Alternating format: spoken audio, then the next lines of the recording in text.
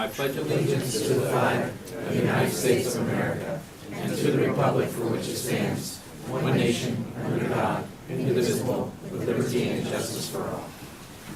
We have the roll recorded. Academics. Okay, this evening on the Academic Committee agenda, we have two presentations by Mr. Cuck first, and then one presentation by Dr. McGinley. Mr. First, Mr. Cuck. So, Mr. Cuck, do you want to get started, please? Thank you. Presenting here tonight with me is Mr. Cast. Mr. Cast is one of our technology education teachers. He's also an instructor in our career and technical education program for pre-engineering. And so I'm going to do part of the presentation, basically introduce what Project Lead the Way is. It's a very exciting opportunity for the Eastern Area High School and district to be involved in a nationwide project of this kind.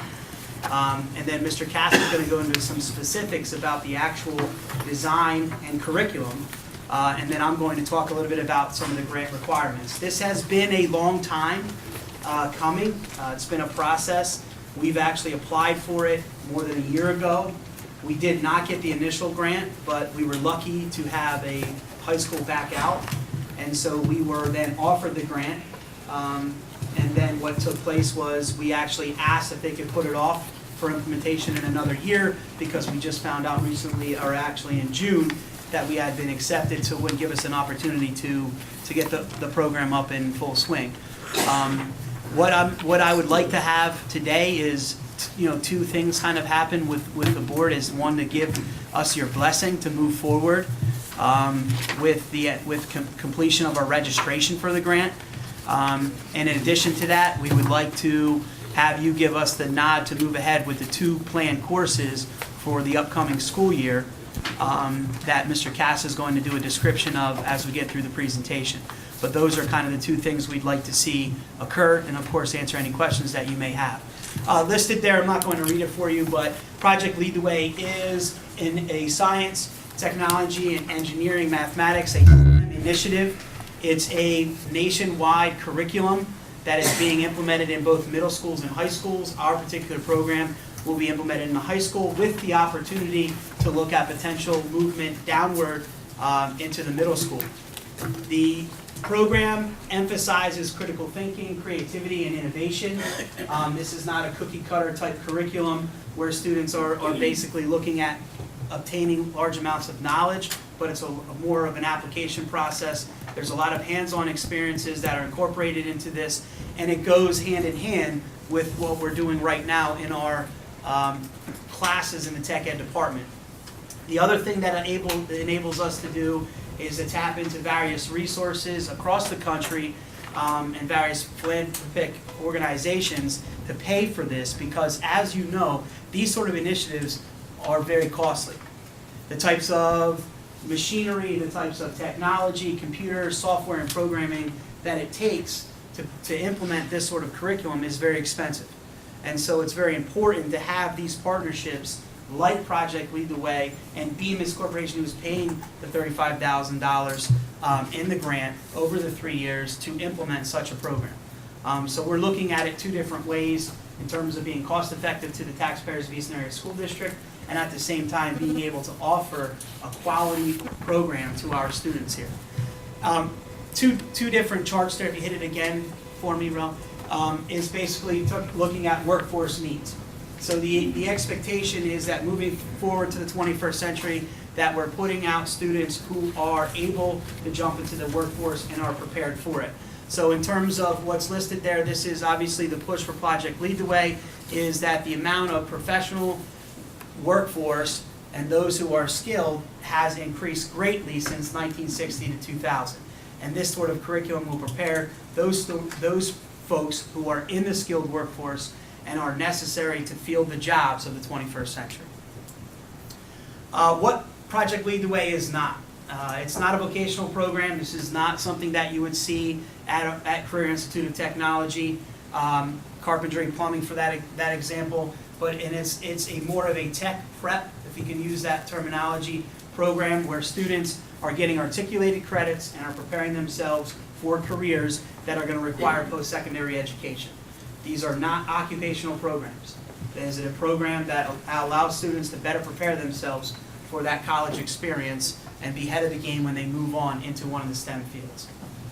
At this time, we're going to turn it over to one of our instructors at the high school, Mr. Cast, who's going to talk about the specifics to the curriculum. All right, looking at those three curriculum programs right now, Gateway to Technology Middle School Program, grades 6 through 8, the Pathway to Engineering, 9 through 12, and now the Biomedical Sciences Program has recently been developed by Project Lead the Way representative. So basically, this is the initial program back in the early and middle 90s that this actually came about, and this is the main pathway that most schools across the nation are implementing.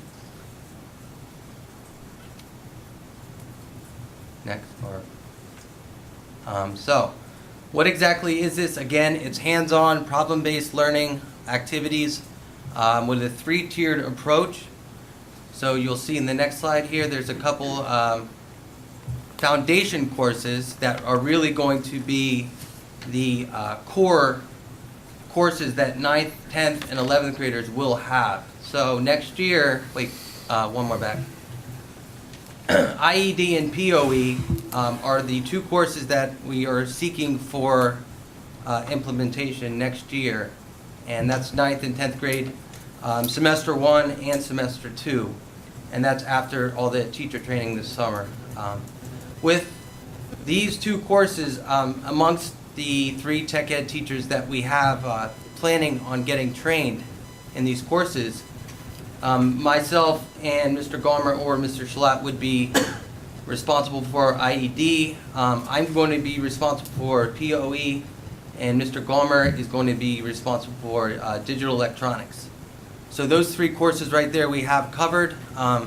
Again, we're just kind of substituting our current tech ed curriculum with these Project Lead the Way courses. So the program that I currently have in place, some of the courses are just going to be substituted with these Project Lead the Way courses, so there won't be additional teacher requirements as well.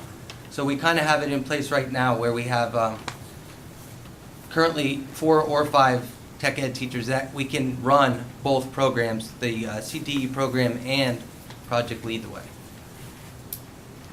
Tier 2 looks like basically what this means is one of these 4 courses has to be implemented in the 4 years with the grant requirements. So basically 4 years we have to move 4 courses into the curriculum, 1 per year. So we plan on right now civil engineering and architecture replacing my drafting and design 2 course right now. So that would probably be in 2015. And the capstone course, which really is a course that I currently teach right now, pre-engineering, this would replace it. So this is really a senior level collaborative course that is team-based problem solving. Students determine their own problem and they devise a solution, go through the examination of the analysis, testing, and then redesign and going through the whole engineering design process with this course, and then as well as technical writing and presenting at the end of the course. Again, all of these courses are intended for a course assessment at the end of each one. So kids will take a test, and if they pass, they can obtain up to 9 to 12 college credits upon graduation from high school. So they have these articulation agreements already preset with universities across the country. RP Rensselaer was the first school that did it, and it's made its way all the way across to California right now. Some of these, obviously we can get this curriculum up and running in 1 year, right after teacher training, 2 weeks each course per teacher. There's online resources. They're all based off national standards, and the core training is usually at either Penn State or any of the other universities affiliated with Project Lead the Way. There's training for guidance counselors, how to get these kids in those right courses, how to pick them. I mentioned end-of-course assessments, as well as the support network among those universities. Penn State, Purdue, some of the biggest engineering universities are on board with Project Lead the Way. And Mr. Cook can talk about the grant. So, as I mentioned before, we're kind of looking for two things, and Justin kind of elaborated some of the nuts and bolts. But Project Lead the Way is going to be a $35,000 grant. It will be phased into 3 years, and there are certain requirements by the school that we must adhere to for those particular requirements, as Justin elaborated to you. Those requirements are to implement those 4 courses over 4 years. Our implementation plan would have us doing 2 of the phase 1 courses for next school year, assuming these teachers get the necessary training and the coursework is then prepared. The reason for that is because we would really like to roll out in year 2 that second course and then get to the capstone in year 3. What's also important to note, as Justin mentioned, is the fact that we do have the teaching capacity to take on this curriculum at this point in time. In fact, much of it resembles what we currently have in our Drafting and Design 1, Drafting and Design 2, and our pre-engineering course, as Mr. Cass described. A majority of these funds, as Justin mentioned earlier, relates to the teacher training that's necessary to teach these courses. So Project Lead the Way is very finicky, if you will, in making sure that the teachers providing this curriculum have that training that's necessary, particularly because there are strategies that are utilized that aren't necessarily something you would see implemented in a traditional classroom setting. And that's really the focus of this moving forward. So those are the particular requirements. This is just something that Mr. Cass has put together as an introduction to get those students who are interested in the program. To give you just an example for next school year, 9th graders or 8th graders coming to 9th grade typically apply for our Applied Technology course, which basically gives them a run of 4 or 5 different areas in that department. Some of these students would come from that pool. And so we wouldn't have to add additional staff. They would come from that pool because they have a vested interest in becoming an engineer or pursuing a field in one of the STEM areas. As Justin mentioned, and I'd just like to bring it up and answer any questions you may have, but if you see the biomedical and some of the other opportunities there, they do exist for further expansion at the high school. And so we do have some of those areas that we can look at. Right now, the grant is for, or what the path that we've chosen happens to be that civil and architectural engineering. And it's the only thing that I'm really aware of through Justin about what are the details of that. The other thing is it just makes a natural blend to what we currently offer in our pre-engineering program, which ironically I'm going to discuss later on because it's one of our career and technical education programs. The other benefit to it is we're getting subsidy from the state for pre-engineering, and now we're getting assistance from Project Lead the Way, and so you're talking about one of the most expensive type of programs to run, and now we're getting funding sources from 2 different groups. So we're being smart financially in that regard as well. Questions for Mr. Castor or myself? Yeah, I have a question. On the capstones, I was always under the impression that capstones was like a work-study program. Has it changed? The capstone Yeah. course? Yeah, that in their senior year, like halfway through, they would go out and work in that particular industry. That's what capstones used to be. Now, if it's changed, Yeah, for career and technical schools, they can often use that terminology to discuss capstone. At Easton, with our career and technical programs, we refer to the capstone as the course that students take prior to assessment. In this case, they take an assessment after each course. But in our other career and technical education fields, before the student takes a NOCTI assessment, they have the capstone course. It's the final measure or the final learning that takes place prior to them going out in either industry or on the post-secondary education. So this particular capstone is a way to put students into a scenario that closely reflects what they would be in the engineering field. Okay. And that really is the terminology that they're using. So they have all their background knowledge, they understand the engineering cycle, they can do all of these things, and now it's time to put it to use. And that's really what the capstone course in Project Lead the Way revolves. So it would be, say, like if they wanted to work at designing a home or a particular building, that may be a final project, is that what you're saying? Or it could be smaller, but I'm using a bigger project. No, that's probably the type of project they Yeah. would be doing in, It's actually based on the specific interests of the students. So Okay. they'll get in their own teams, and they'll determine a certain problem that needs to be fixed, repaired, renovated. Right. It could be a mechanical device, electronic device, whatever engineering that they learn through the program, that's where their senior capstone project would And it most could be relate an to. add-on to a building or something of Yeah. that nature, right? Okay.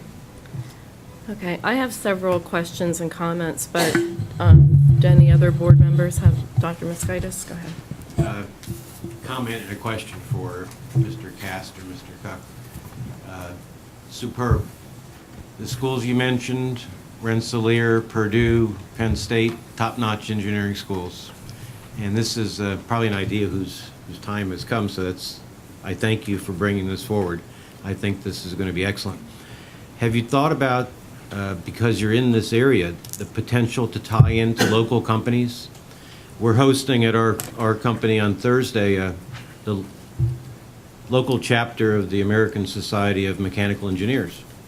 This would be the sort of thing where you can get, I think, a lot of company support in this area for this program. So please keep that in mind, and if I can help you, I'd be more than happy to help you.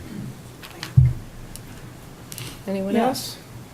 Yes. The opportunity to evaluate and readjust an excellent curriculum that you already have is a commendable situation. I absolutely love it.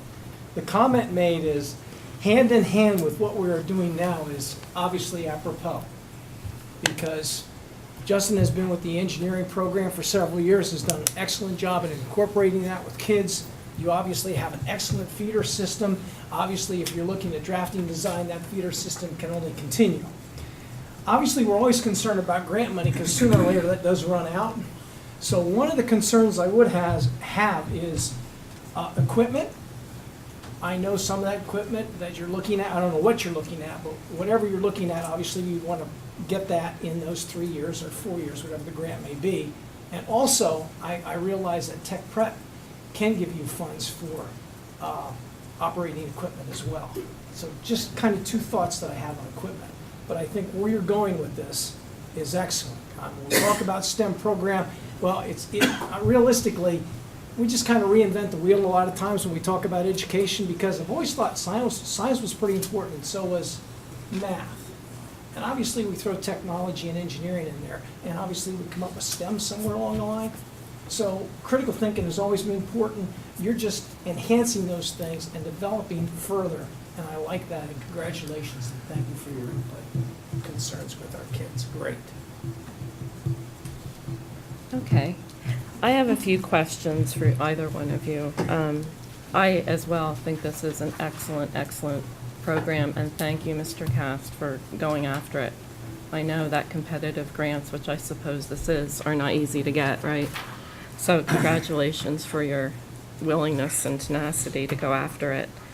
About the training again, I'm assuming that the money that you receive each year will be used to pay for not only the training of the teachers, but also the equipment and whatever it is that you're going to be buying?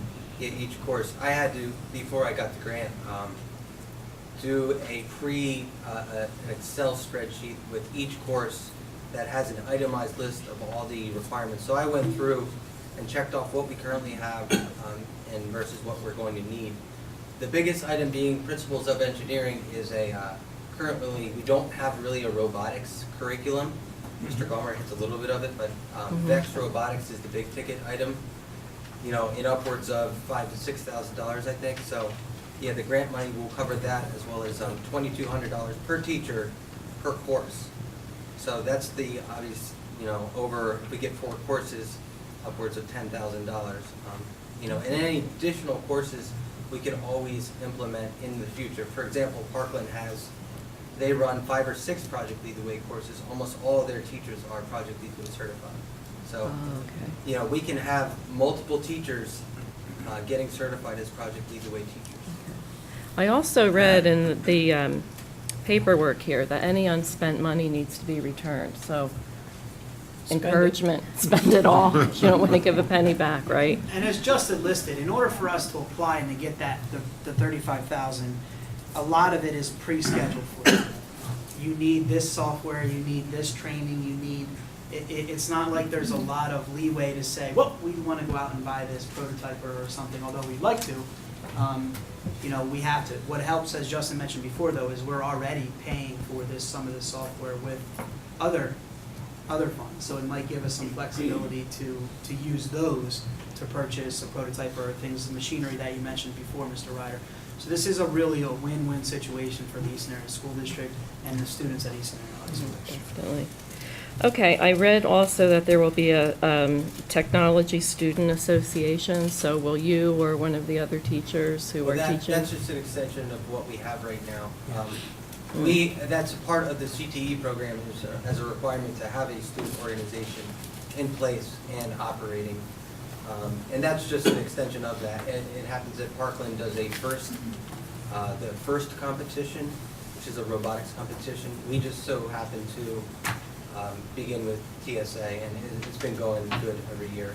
So we're going to continue with that. We have a very strong TSA grouping of students, and this year in particular, Mr. Cass has quite a valuable group. Our group of students are very competitive and hope to progress through state competition and potentially nationals, as does DECA and FBLA, as we submitted last month for approval to go to those state and respective national competitions as well. The other thing is, with your, like tomorrow night, the CIT has their Honor Society dinner. This program would qualify because it's a vocational technical honor society. So it's something you might want to look into, because you could have your own chapter of the National Vocational Technical Honor Society. So kids that might not meet the National Honor Society in the school, or I wouldn't say not meet, but taking courses that may not fit into that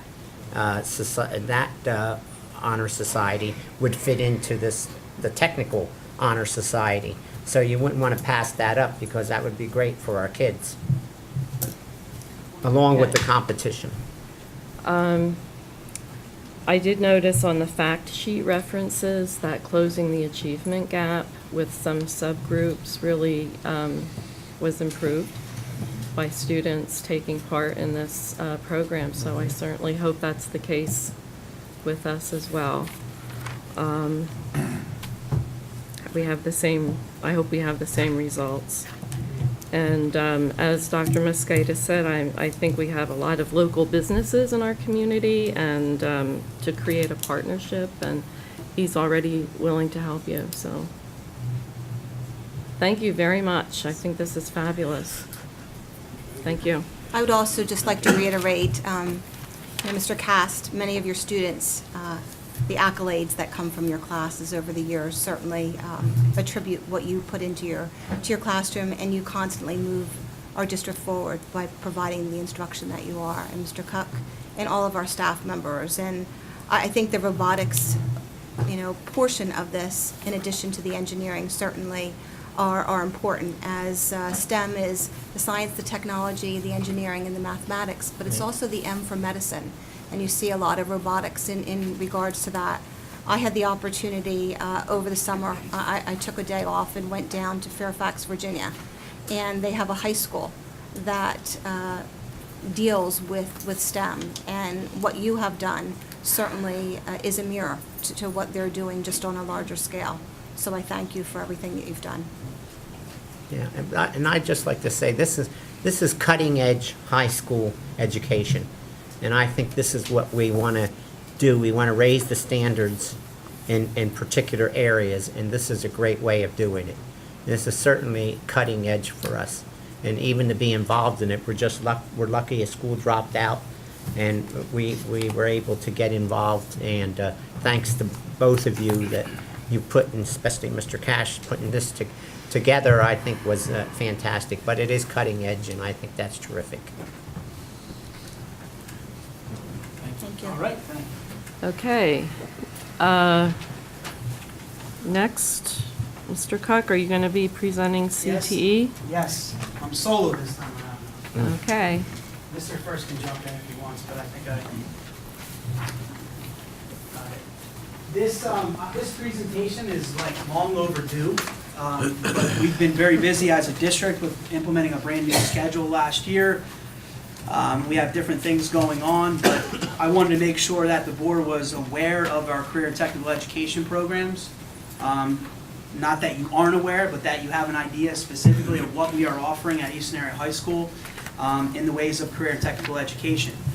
We do have 5 particular programs of study that are approved by the state. We do have one program that is occupational. And so I wanted to basically review some of this with you, answer any of your questions as an FYI and an understanding of what we currently offer at Eastern Area High School. In addition to that, I'm going to ask that you then forward on our local advisory committee needs to have your stamp of approval.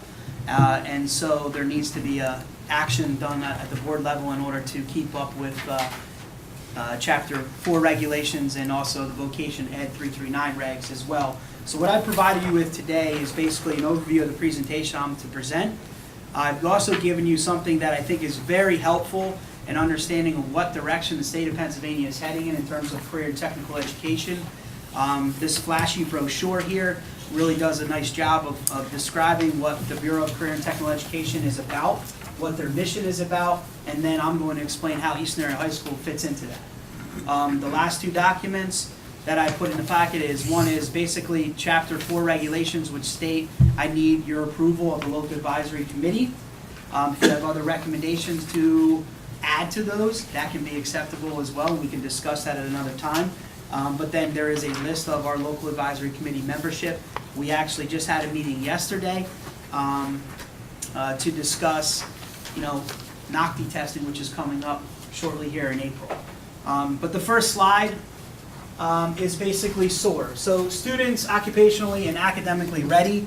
The emphasis for career and technical education in the state of Pennsylvania has moved from occupation to more of a technical nature, and a majority of programs in the state of Pennsylvania have articulation agreements with colleges and universities because the expectation, as you know, is that every kid is prepared for college. And so when we look at that particular mission, what does SOAR do? Their acronym, it supports high-demand careers and occupations, and so that is what we need to be looking at as a local advisory committee and making sure that the programs inside of our schools, much like Mr. Roth does or Dr. Roth does at CIT, is to ensure that the programs that we're offering are the fields in which our local labor markets need and our national labor markets are asking for. And so the benefits to participating in this is that students will save money on tuition. If students can gain anywhere from 6 to 12 credits, depending on that career and technical course, that's 6 to 12 credits they don't have to pay for when they get out of trade school, when they get to a 2-year college, or they get to a 4-year university. Saves time, shortening college attendance potentially for students who are getting at least 12 credits. Puts them on a career pathway. A lot of times we struggle with students in terms of motivation because they don't know what they want to do. This allows us to get kids into a pathway based upon their interests and abilities and skill sets and puts them on that path. Entering the job market ready, we have an occupational program. Some of our other CT programs, although they prepare kids for post-secondary, they have the ability to put kids right into a job with a skill set that's going to be the typical high school graduate. And then, of course, to get into consistent education, what they're referring to is these programs are based on national standards and state standards, and there are competencies that students must meet, and they're assessed. So there's an accurate picture of this for our students. 5 programs of study at Easton: administrative assisting, accounting, child care, management information systems, and pre-engineering. We've had 5 programs that move from occupational to tech prep delivery to program of study. The 2 that have changed in the past year, management information systems, used to be our networking program. We ran into an issue during our audit because it requires a vocational certification. We still have a tremendous networking program at Easton, Cisco certification. However, we ran into a vocational ed certification issue, so we moved that program to Management Information System because it closely mirrors what that program already offered in the past. But administrative assisting and accounting have been around for probably 10 or 12 years. The pre-engineering program is new. It replaced our manufacturing program that we used to have in the past because we're looking for 21st century skill sets. We're looking for local labor markets, and the manufacturing was something that we felt wasn't necessary to be done at Eastern Area High School, and that the pre-engineering would provide a better platform for our students interested in STEM technology and those various STEM fields. So the next slide, basically what I've done is I've broken down just some of the competencies for you of each of these career and technical education programs to give you an idea of the skill sets that are required by our students. Administrative assistant, computer applications, the working in an office environment, records management, office procedures, accounting, computation skills. Each of the coursework that our students take revolves around these core competencies. Students take Microsoft Word, for example. They take a course called Office Procedures. They take a course called Data Management, Presentation Technology, Entrepreneurship. It gives them the foundations for these competencies, which are then measured on a national examination, and I can talk about that in a few minutes. We have about 120 students currently participating. All of our programs are 2-year programs requiring 720 hours. So each year students take coursework accumulating 360 hours. In 12th grade, they take their assessment, and then they're given a certification based upon their performance and completed coursework. Administrative assistant then moves to accounting, journalizing, posting, payroll preparations, cash and banking. Completion of the accounting cycle is imperative for these students to understand in order to be competent in this field. Students can leave the accounting. We used to have an articulation agreement with Northampton Community College. Now we have a statewide articulation agreement, and students are basically bypassing these entry-level accounting courses and moving on to more advanced things. So it's those who want to pursue 4-year degrees, become CPAs, so on and so forth, they have laid the foundation with this particular course. We are in the middle with accounting, with giving the basic NOCTI assessment and the advanced NOCTI assessment. We've elected to do the basic at this point in time, but what we're noticing is that we do a lot more of what the advanced has to offer because the majority of what we're doing is automated, it's on computers, it's web-based, it's what students are going to do once they get into a basic accounting firm. And so when we go back, some of the journalizing is interesting when they do their assessments because they haven't seen it in some cases for a year in their studies because they're used to doing everything online. 50 students in our accounting program, those are 11th and 12th graders primarily, and this year 22 students will be taking the NOCTI assessment and completing an accounting. Childcare, health and safety, cognitive development, all of those, emotional intelligence, social intelligence, those things that most teachers have to go through, our students are getting a foundation of that before leaving high school. So your educational psychology 101, typical teacher would have to accomplish. Many of those are studied and mastered by our students prior to leaving Eastern Area High School. Right now we have 35 students participating in our child care program. This year we expect to have 12 completers, and that, as I mentioned before, it's a growing program at the high school. Management Information Systems is a new program this year, but the coursework is really something we had before in our networking program, networking and programming side. Computer applications, computer operations, internet operations. These students are preparing themselves to get into the management information field. Some of them may go on to be network administrators, some might be just going to be data folks in our office buildings, or work alongside of our accountants in managing that sort of data on site in our various businesses. So they have the ability to move on to a 4-year school or be job ready. 90 students this year, 45 of those will be taking the NOCTI assessment for completion. And last but certainly not least, with our programs of study is pre-engineering. As I mentioned in the previous presentation, the design process, manufacturing, assembly, and fabrication, materials, communication and teamwork is absolutely crucial in the competencies in this, and also engineering systems.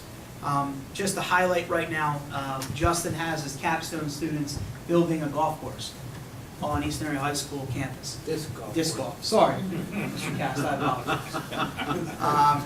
But the disc golf course, there's a lot of disc golf. I mean, we are the experts at Eastern Area High School, so if you want anyone to come down from understanding the game, the disc, the flight, how to set up the course, dog leg left, dog leg right, water hazards, trees, Route 22, environmental issues with the pond and the Kunkel track, whether to have 9 holes on one side and 9 holes on the other.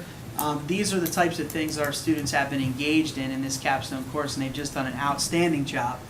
Ms. Cassis and myself actually sat on a committee that reviewed their proposals, and at the end of that, we put them back to the drawing board to take some recommendations, but I think you are going to see a 9-hole course at Eastern Area High School next year, and I expect to see all the board members out there with your disc carriers trying to tackle the dog leg right. This is where you're throwing it into a metal That's mesh, correct. a Just metal, like a Hackett's. yeah. If you drove by Mesh. Hackett's and saw those funny Yeah, little right. chains hanging down, that's a freaking Actually, golf course. it's a growing field. I actually was watching the golf station, which I never watch, but when I saw them throwing these discs into these metal cages or with, chains and stuff, you have to get them in the middle. I said, it was quite interesting. And they said it was really across the country, it's something that's really growing. Absolutely. And one of the interesting points I'd like to highlight is Dr. Roth presented last month. Welding students, particularly those from Easton, will be fabricating and working on the fabrication of the actual, what do we call them? Holes Cages. or catches or whatever. Baskets, the actual baskets. So Baskets, we've okay. worked with Dr. Roth, and so we have our students designing them, and then we have our welding students up at CIT fabricating. It's a great partnership. That's great. And we hope to do more. So they're a career and technical education center, and so are we. This year, roughly 50 students participating, and 24 will take the NOCD assessment. The last program is our only occupational program. And so there really isn't an articulation agreement that corresponds with this. It is what it states, an occupational endeavor, so to speak. These are our co-op, as Dr. Volcano was discussing before. However, co-op has been beefed up over the years. In order to be a career and technical education program and hold a DI label is very, very difficult in the state of Pennsylvania. There's very few of them that exist. Because of program requirements, particularly the hourly requirement, but Mrs. Letourneau, our instructor, does an absolute tremendous job doing the theory part to this particular course. And that's one of the reasons why our students perform very well on the 21st Century Skills Assessment that they're being measured on the NOCD at the conclusion. And so these students are sitting in classrooms probably learning a lot of things that all students should be looking at, but they're prepared to go out in the workforce. They understand about healthcare. They understand about employee missions. That's that big picture there that I listed, is knowing who you work for, knowing what the mission of the company is, knowing what every day your responsibility is to do and how that fits in with the mission of the company that you're working for. The ability to reason, those soft skills that are so extremely important in dealing with folks, team membership, self-presentation. And so these students, most of them are going to go on to an occupation.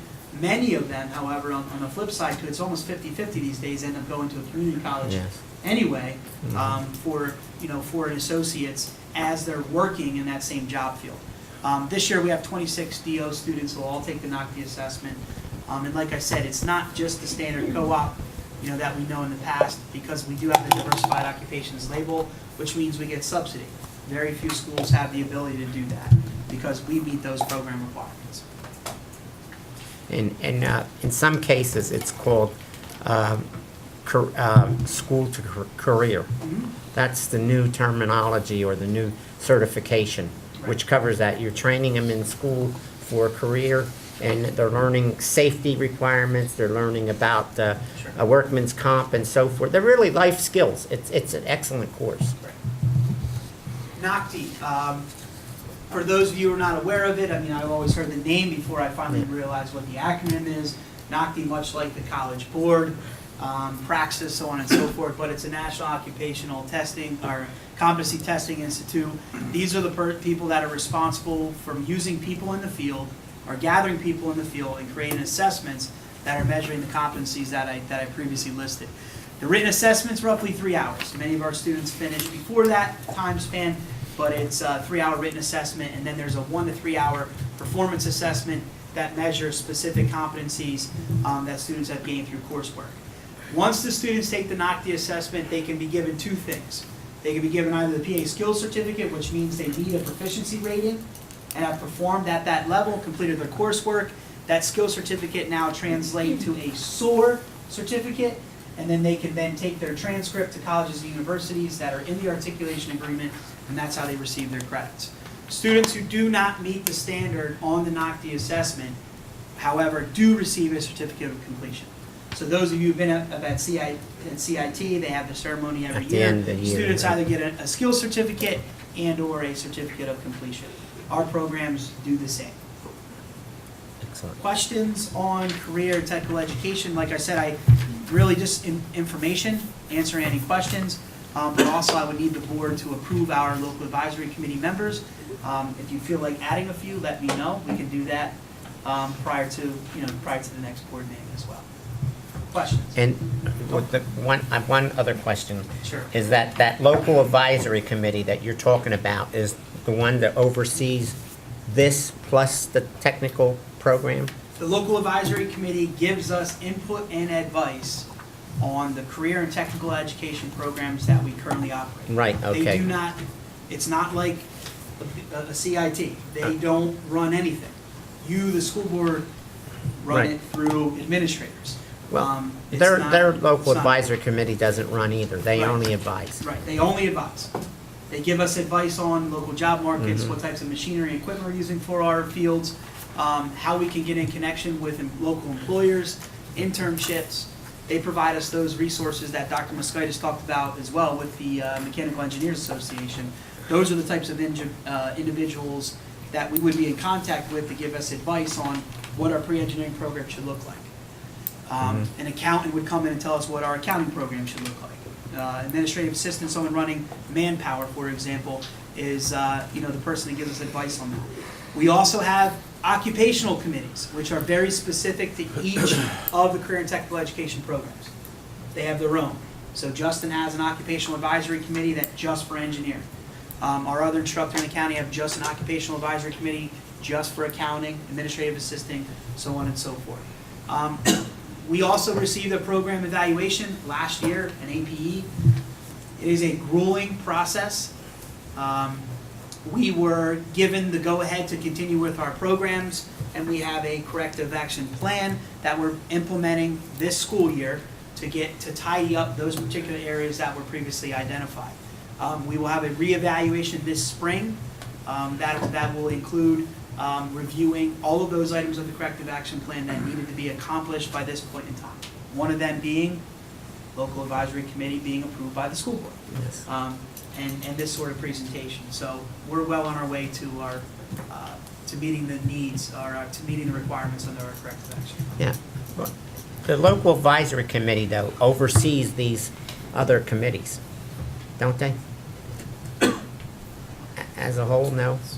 No, they oversee all our career and technical education, Well, that's what I'm saying. but they have there's no hierarchy Okay, in this structure. okay. There's So- usually a representative from each program in the LAC. Yeah, okay, that's what I'm talking about. So Henry is that Gorilla, they- for example, Henry's on the list there. Henry Yeah. is an engineer. Henry sits on Justin's OSC, sits on the LAC. See, yeah, right.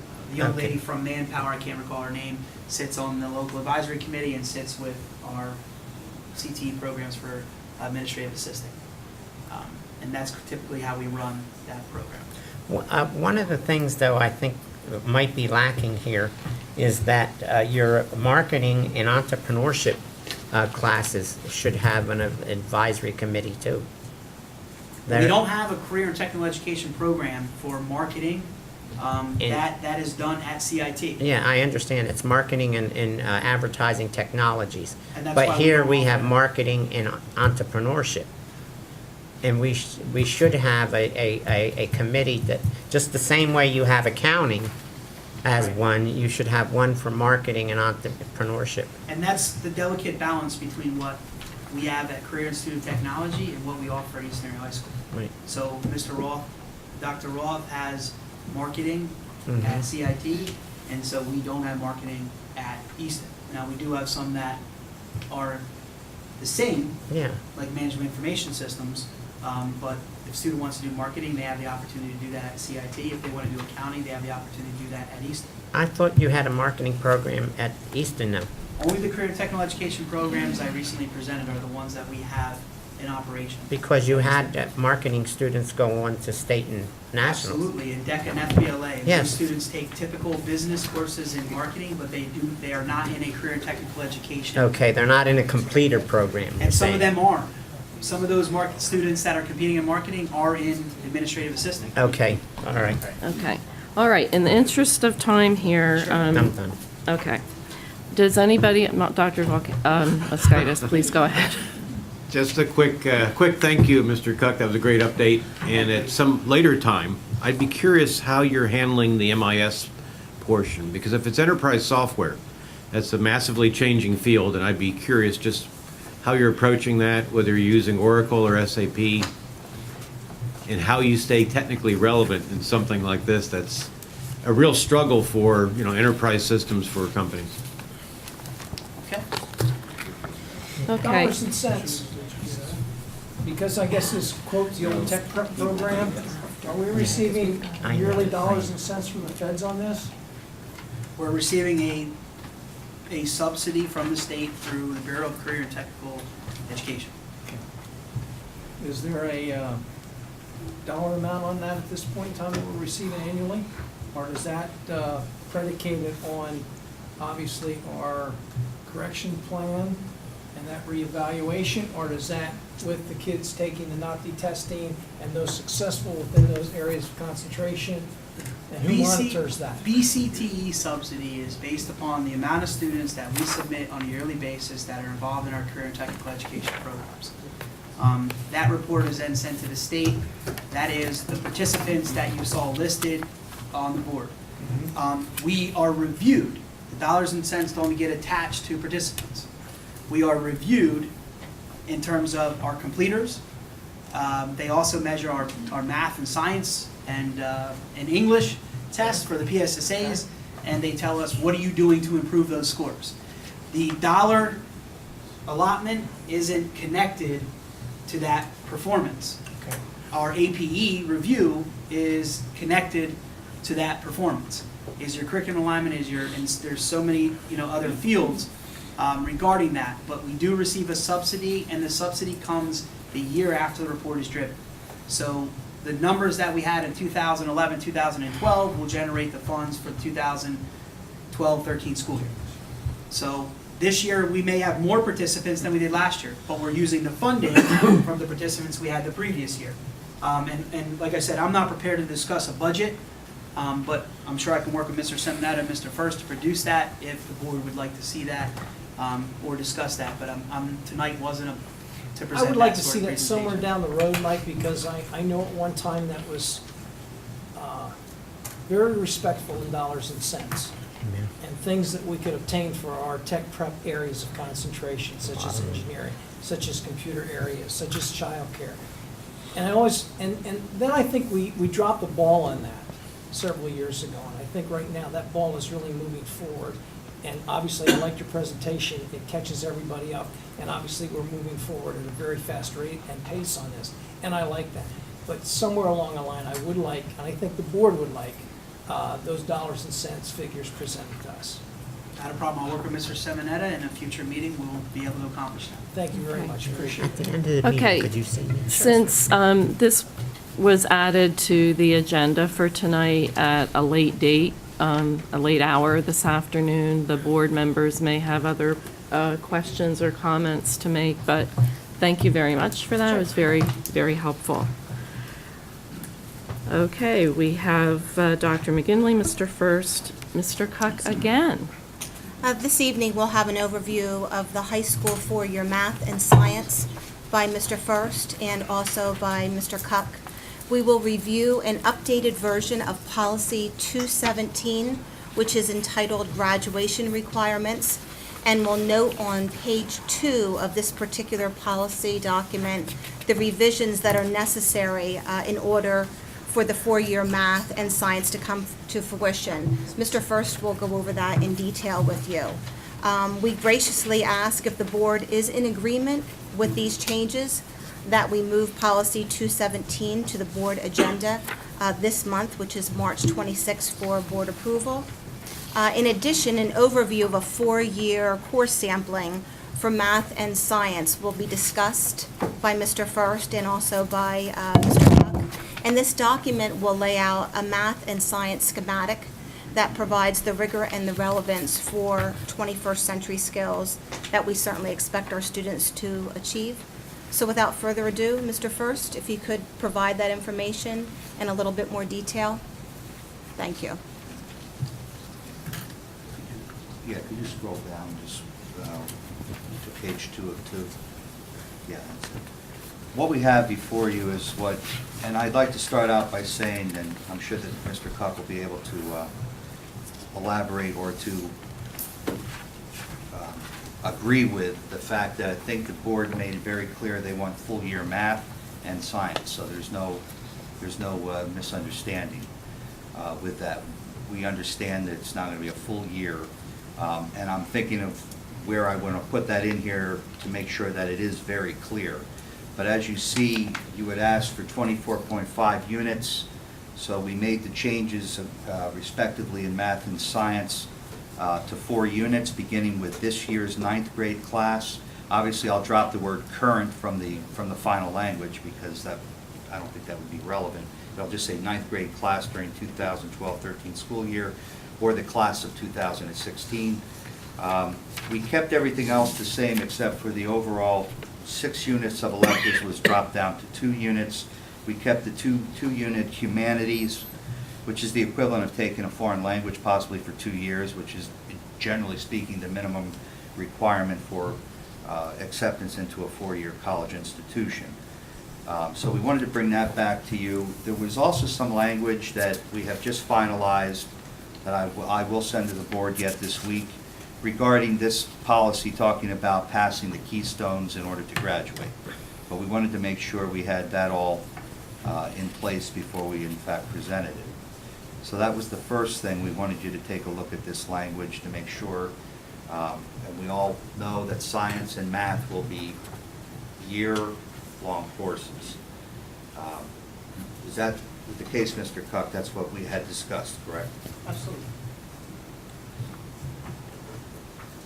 So I wanted to take a look at this, which is up there. Now, it's actually your page 2. If there are any questions or comments or anything that you think needs to be added, we'll certainly look into doing that.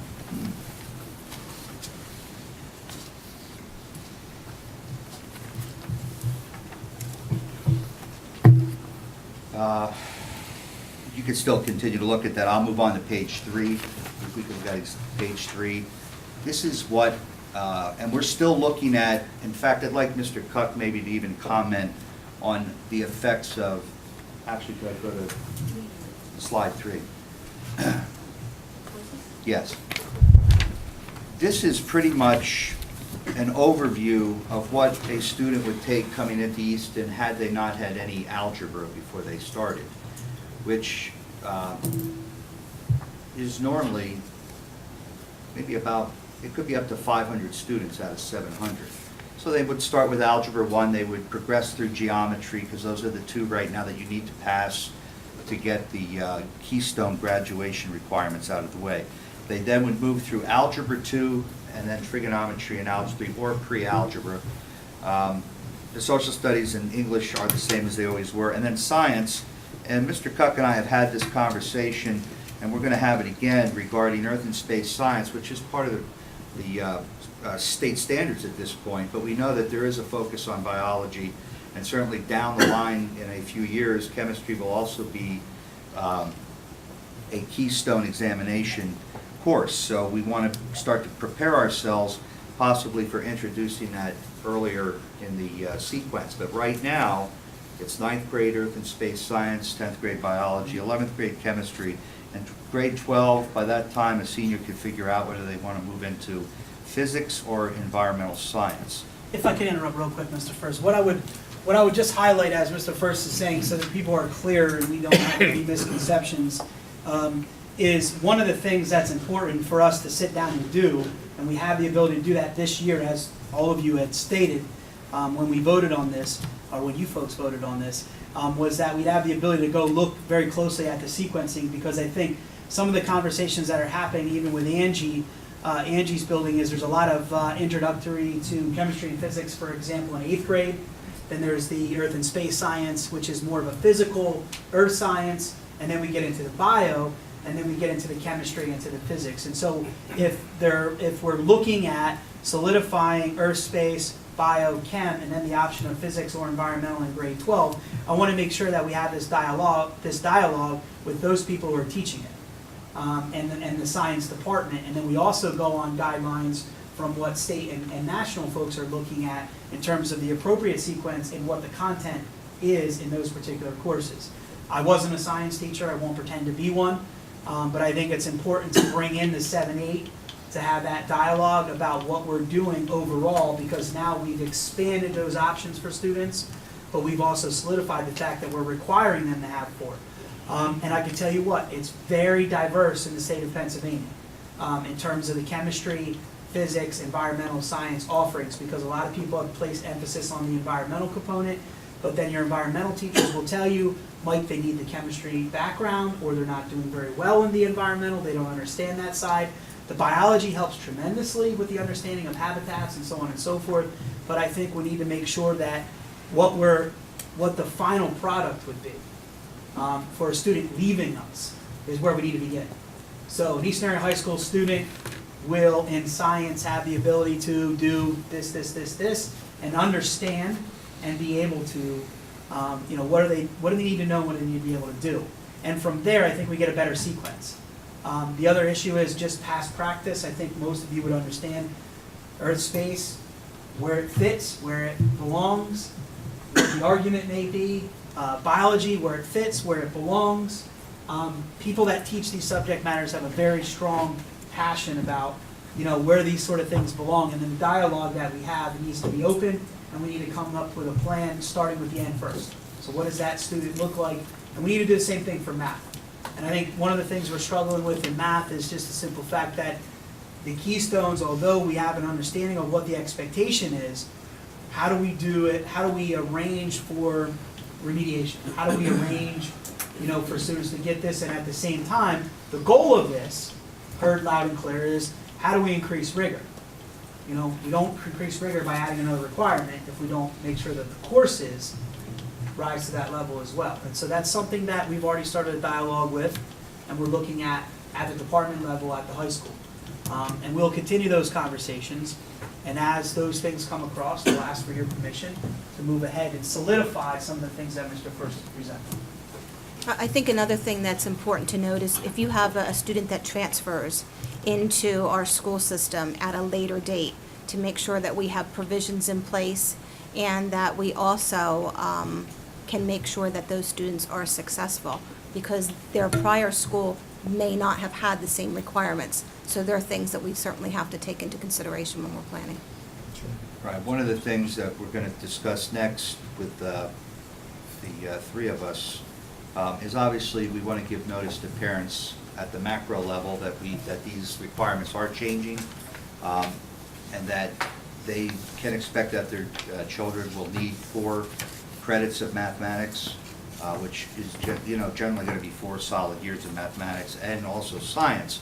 But then we want to work on the micro level, and I like the way our course catalog is currently set up, that you can go in there and you can say, Mike was talking earlier about the career and tech pieces. You can see what your sequencing would be as a recommended sequence. Obviously, everyone has to be looked upon as a case-by-case basis, which is what we're currently doing with the cyber school. We have kids coming in who are from other cyber schools who may have had different things. We got to sit and we got to sequence and make sure that they're going to fit into this scenario. Kids that are currently in 9th grade, I'm telling them, look, you're going to need the 4th year of science, you're going to need the 4 solid years of math, and so far we've been doing well. But as Mike had said, you know, we're going to start with, or what I'm saying is we're going to start with the macro and make sure people understand the broad stroke here, and we're going to continue to work on the micro piece so that people can understand how they can fit themselves into that 4 years. But we wanted to share with you what we're currently working on, and that we will be informing the public this month, you know, in a much broader way of these changes. But we didn't want to do that before we came back to you, at least to give you an idea of where we were at with this right now. The only other piece that I would add, Mr. First, is and it's actually a highlight, is we started to look, and Angie can attest to this as well.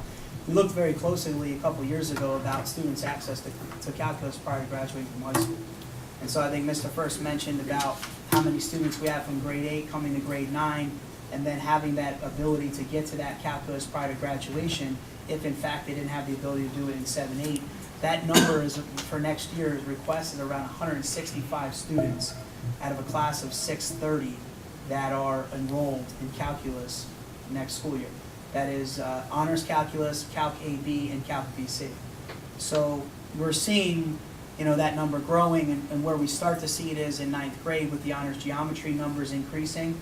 But the other piece is we also have an accelerated program that has probably 12 to 15 students taking honors geometry, correct me if I'm wrong, Ange, in grade 8, and therefore taking the honors algebra 2 in grade 9. So we're working from both angles here and making sure that we're providing a rigorous program for our students. And now we can focus our attention on bringing what would be referred to as the, you know, the on level up to par, because the state just won't say, okay, they need to be proficient. Or prove otherwise through some other means of assessment. And so it'll bring some of that rigor up in some of those courses, and at least give them that foundation that's necessary for any success outside of high school. Mr. First, a question I have. Would this require bringing any teachers back that were laid off or terminated? Because we are adding more to our scheduling, so would this... I think we said it would, but we're gonna, you know, we're gonna be working on that. Mike is currently working on numbers now with scheduling, so we're not sure how many that will be initially, but I think we said, you know, over time, it'll just be absorbed, and the answer is yes. Yeah, because I That with another these, 2. with these type of courses, you can't have very large classes and have the kids learn. Well, we're gonna have classes around 25, Right, but, 28. well, that might, you know, that's tough, but I'm saying is, you know, I would hope that you could bring back some of those teachers, Well, we have. so our classes don't hit 30 and 32 and 35, something like that. Well, we'd like to avoid that, but Okay, we have watched those very, very carefully. okay. Okay, questions from anybody on the board? Yes. Full year math and science. Is that going to be scheduled as an AB? That's correct. Okay. With the block scheduling, do I have more of an opportunity if I went semester courses? Do I have more of an opportunity to double up on maths? Because I also need that 4th credit in math. Or by going AB, do I have a better chance of doubling up? I'm a little concerned because I know in an old 9-period day, we could double up math, no problem at all. With an AB and everything else I want to take, can I double up? Or if I'm looking at semesters, now as a 9th grader, I have possible 8 opportunities to take maybe 7 or 8 math courses. I think we need some discussion on that, because I don't know if every course should be a full year math course.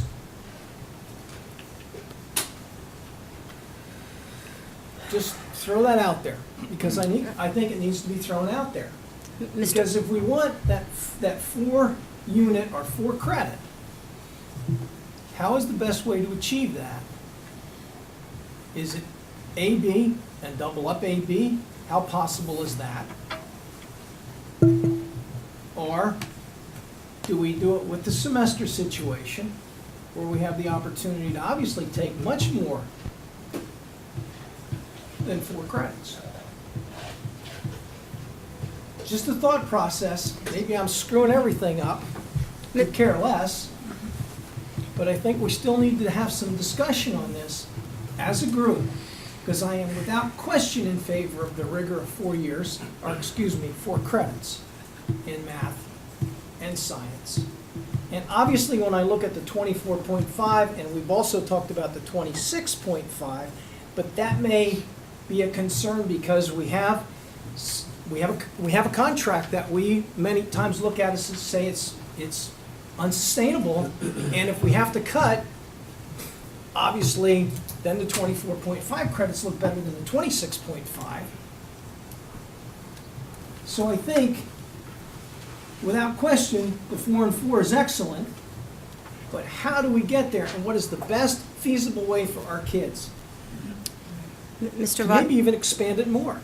Mr. Ryder, what you brought up, we certainly have discussed. I think that it should be open-ended. I think it should be differentiated. If you have students that would like to have more rigor and relevance, I think that they should have the opportunity to take 8 math classes, if that's truly what they want to do. Your calc, you always do your AB. Understood. Been there. But and most of us have, your algebra, you have to make sure that your foundation definitely is there. I think that, when we look at this, it's not just in isolation in high school. That's why we brought Ms. DeVitro into this, because we have students that are in 8th grade that are doing algebra, and we could have students in possibly 7th grade.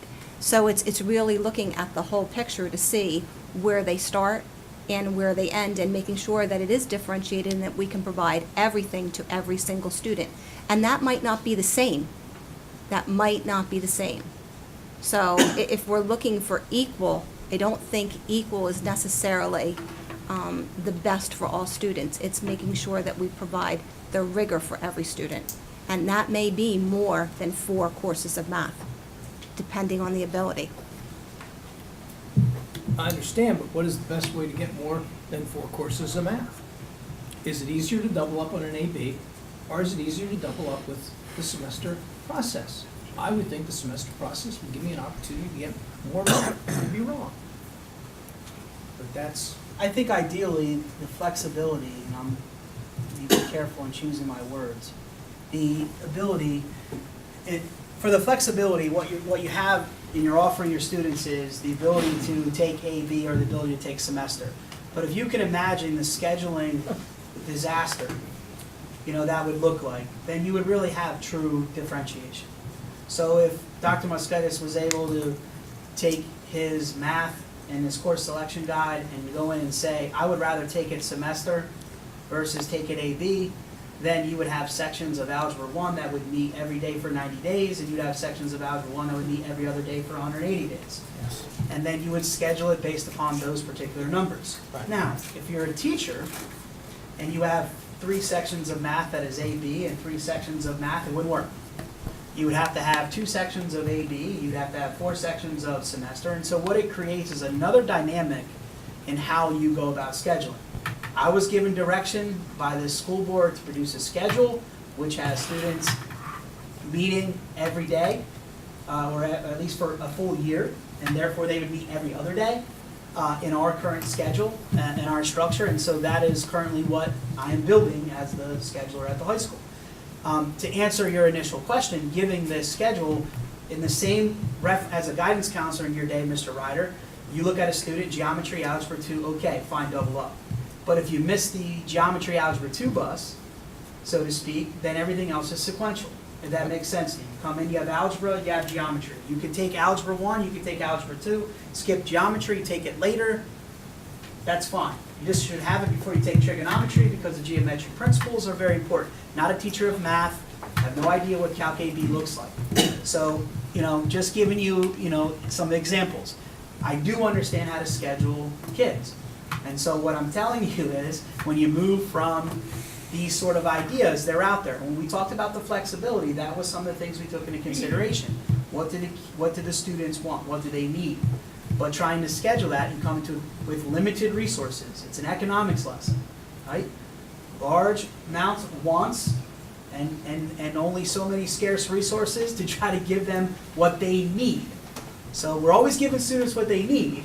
We may not always give them what they want, but that creates all our issues. And so, in answering your question, Mr. Ryder, you look at, in math, it's the geometry algebra 2 boat, as I would refer to it, because whether you're an 8-period day, 9-period day, AP, semester, you can take geometry and algebra 2. But the student needs to make that decision and say, listen, I got to 9th grade, I'm taking algebra 1, I need to make sure I'm either doubling up algebra and geometry, or I'm doubling up geometry and algebra 2, or I'm not going to get to the calculus my senior year because it's all full year math. Now, you have the ability to do it semester. You don't miss the geometry algebra 2 boat. You can say, I'm going to double up because semester 1 I'm doing algebra 2, semester 2 I'm doing CP pre-calc. Next year I'm taking calc. That's that scenario. How many students are we talking about? I could give those sort of numbers, but like I said, the board gave me direction. They want an AB science, an AB math. And so that is the schedule that we're currently building. Some of those options, that's where we're at. If we go back to differentiated instruction, as Dr. McGinley mentioned, obviously your facility is not big enough and you don't have enough teachers.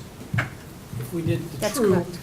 That's differentiated instruction and said, you know what, Mike, you can take that AB, or Bill, you can take that full year. Certain kids wouldn't get what they want because the numbers have to balance out. And that's a lot of what you heard as board members when we did the scheduling, when you got the schedules over the summer. You heard what kids wanted.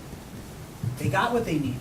They just didn't get what they wanted. And when you create some of these scenarios, not everyone's going to get what they want, because if I have only so many staff members and they're teaching 6 sections, and then you look at that number of students, if I only run 6 sections and there's 120 students, if you just do the quick math, that's 20 per. If I end up with 180 sections or 180 students in 6 sections, that's 30 per. Now all of a sudden I get 185 kids that want the semester, and I get 175 kids that want the full year. The 5 get called in, you need full year, you see what I'm saying, to balance it out. So there's always that scenario where kids won't get, essentially what they want. But we didn't give them that option.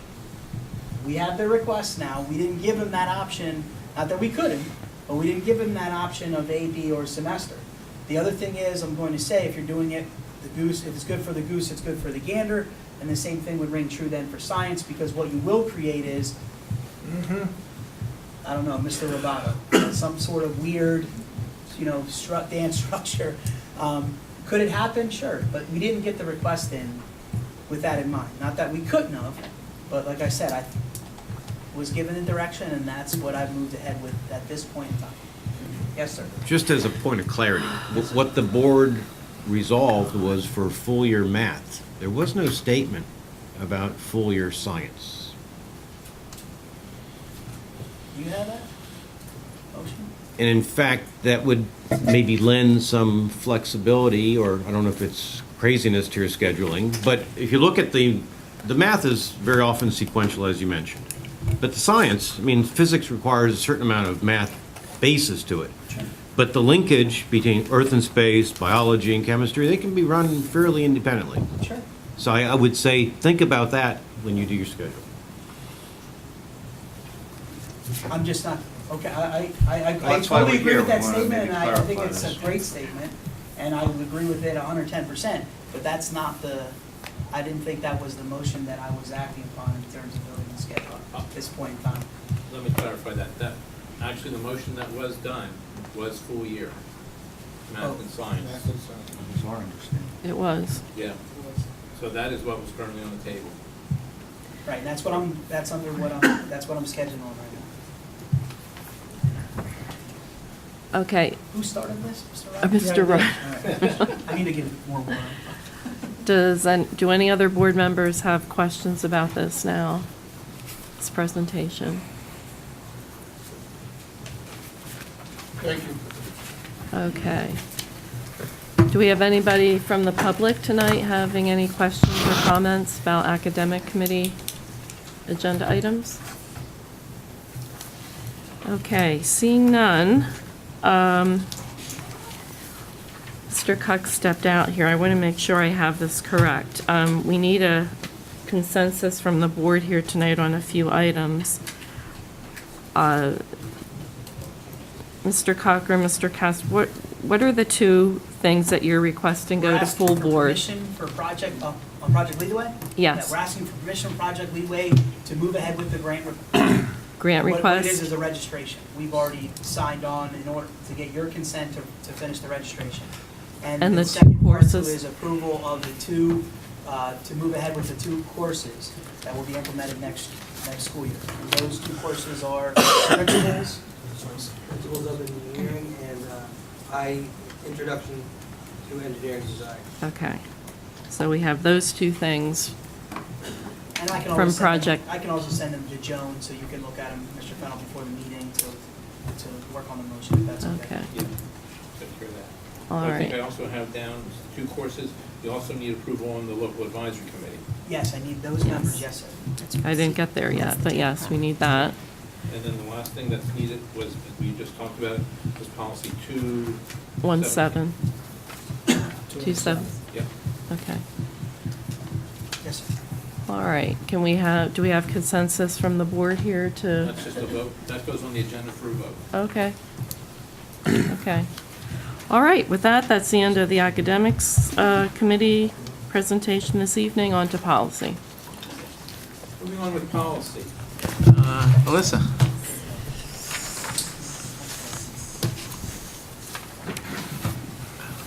Good evening. In your packets on Friday, you received the revisions for policy 227, which is our controlled substances and paraphernalia policy. Included with that, I had a memo highlighting the key changes to the policy. Just to start, we did convene a committee that was a subcommittee out of our alcohol oversight committee for the school district. Our subcommittee reviewed this policy and presented these changes, or prepared these changes that I'm presenting this evening. That committee was made up of myself, Mr. Cuck, Ms. Cassis, a parent, Mary Lou Lordi, and a board member, Carrie Ellison. So we looked at this policy because this policy requires an annual review. And we looked at this policy in depth based on our own experiences with it and are presenting the changes tonight.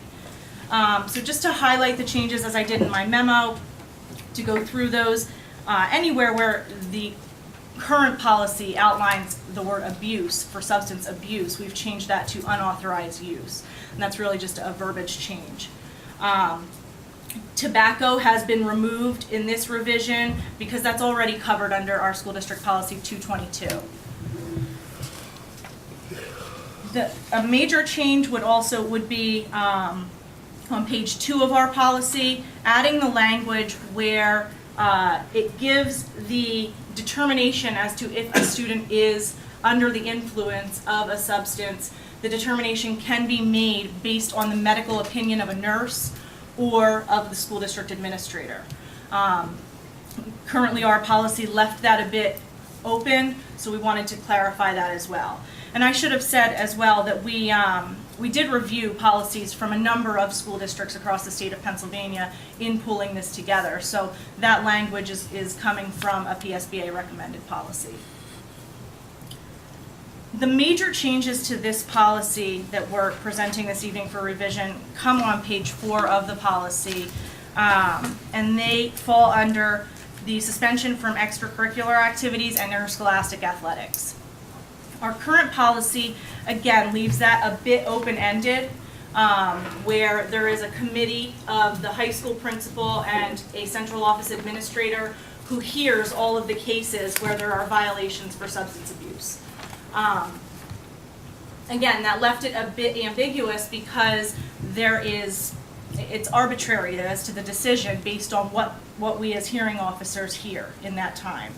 So this policy outlines what the consequences would be for a student who is violating this policy in regards to suspension from extracurricular activities and interscholastic athletics. So for a first offense, a student would be placed in a probationary program of 28 calendar days in duration. During this time, a student would not be permitted to participate in any activities such as games, contests, performances, concerts, or dances. And that's just a probationary program.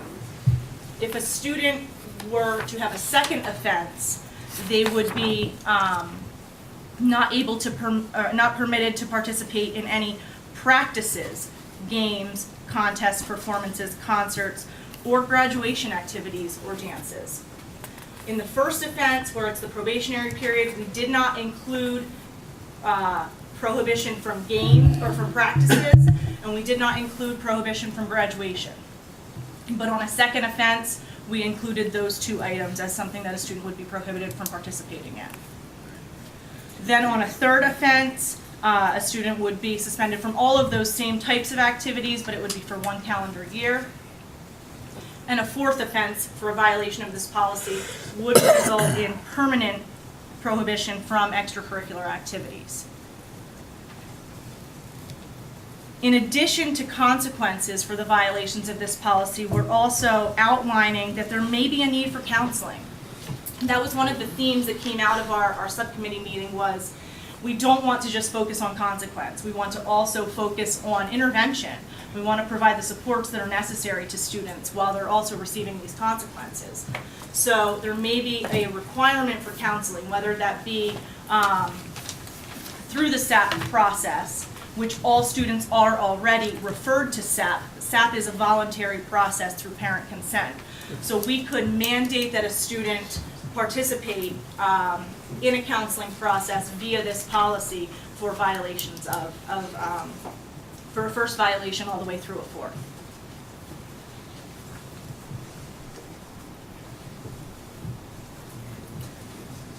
The other changes came to just the prohibition of performance-enhancing substances. That's just, again, a change in language, changing from anabolic steroids to performance-enhancing substances.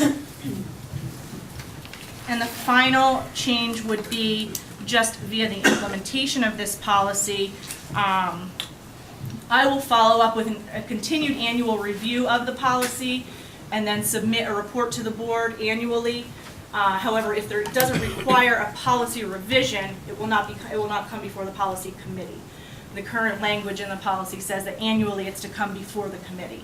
So that's just a change. If there's no need for a revision, it will just be via an update to the board. So I figure that this will spark some discussion, so I want to leave it obviously open for questions and comments. Because we had a very, very long discussion leading up to these revisions. I have a question. Yes. Why isn't there a teacher involved early on? Because it's usually the teacher who sees that happening in the classroom, observes a student that's under, the influence of a substance or whatever, or been drinking or so forth. But in reading this over the weekend, I didn't see at any point where you brought in the administrator and the nurse and so forth, but no teacher. Are you referring to who is determining that the student is under the influence? Well, I'm determined that, the teacher is the one who most likely spots it. Sure, and they are the one that triggers that referral. Right, They're making they're making a referral, but they're out of it after they make the referral. They're not there for the hearing or the committee meeting or whatever to see what should be done with this student. Because this student is going to be, if they're suspended from all these activities, they're still going to go back to that teacher's classroom. Sure. Or the number of teachers' classrooms that have to put up with him, possibly under the influence of whatever. On the SAP, I believe the process was that teachers write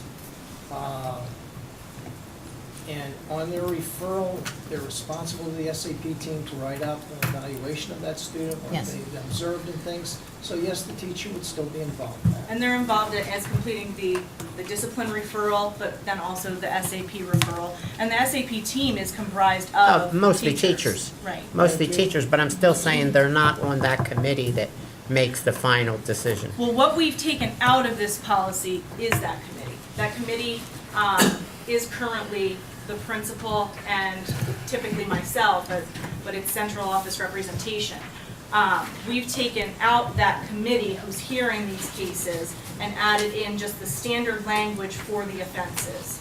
So those offenses would be based on, if a student is found to be under the influence, then they would automatically receive that first offense, the consequences under the first offense. So we've taken out that piece where a committee hears the situation. Okay, but at some point, does the student ever get taken out of the classes because the student continuously, is under the influence, and you have 6 teachers or 4 teachers that have to put up with this student every day, because of his attitude and the substance abuse or whatever? Obviously, our primary goal is to educate our students, and we want to make sure that they're in the classes. If it ever reached to the point where a student qualified for an expulsion based on their actions, then that would, we would follow that process. But really, through this policy, we want to focus on the intervention piece through the counseling, also just ensuring that there are consequences for the behaviors, but that they're supported with that counseling. And with the SAP committee that would follow them. Right. Yes. Dr. Volcano, I think it's really important that the teacher is always an integral part of the component, but when you administer any type of consequence, the teacher is not permissible to do that. The administrator at that point needs to do that. But they still work as a team to make sure that that student is successful. Okay. But I mean, if it got real bad, then they would be recommended for expulsion. If it was to the point where this was happening every day and this was getting to Qualified under the be. expulsion policy. Right. I mean, If it was through this happening every policy- day and they were becoming a deterrent to the other students' learning and so forth. When we have policies in place, it is a tiered approach to make sure that we are doing everything that is, obviously, it's a litigious world, to make sure that we are doing it, protecting the rights of the student and the staff, and that there are stages and protocols that we need to follow. Okay. Frank? On page 4 of 6, suspension of extracurricular Yes. activities and interscholastic athletics. I'd like to talk more, not saying right now, but like the first offense seems kind of weak to me. Okay. You know what I mean? I mean, you get caught with cocaine, pills, the Xanaxes. I mean, the drugs these kids are taking now, I'm only 33. So it wasn't that long ago I was in high school, and we didn't have the stuff these kids are having now. And I know you're a lot more familiar with it being, it was not that we were looking for it, Mr. Cup, but I never heard of any of these things, you know what I mean, until now.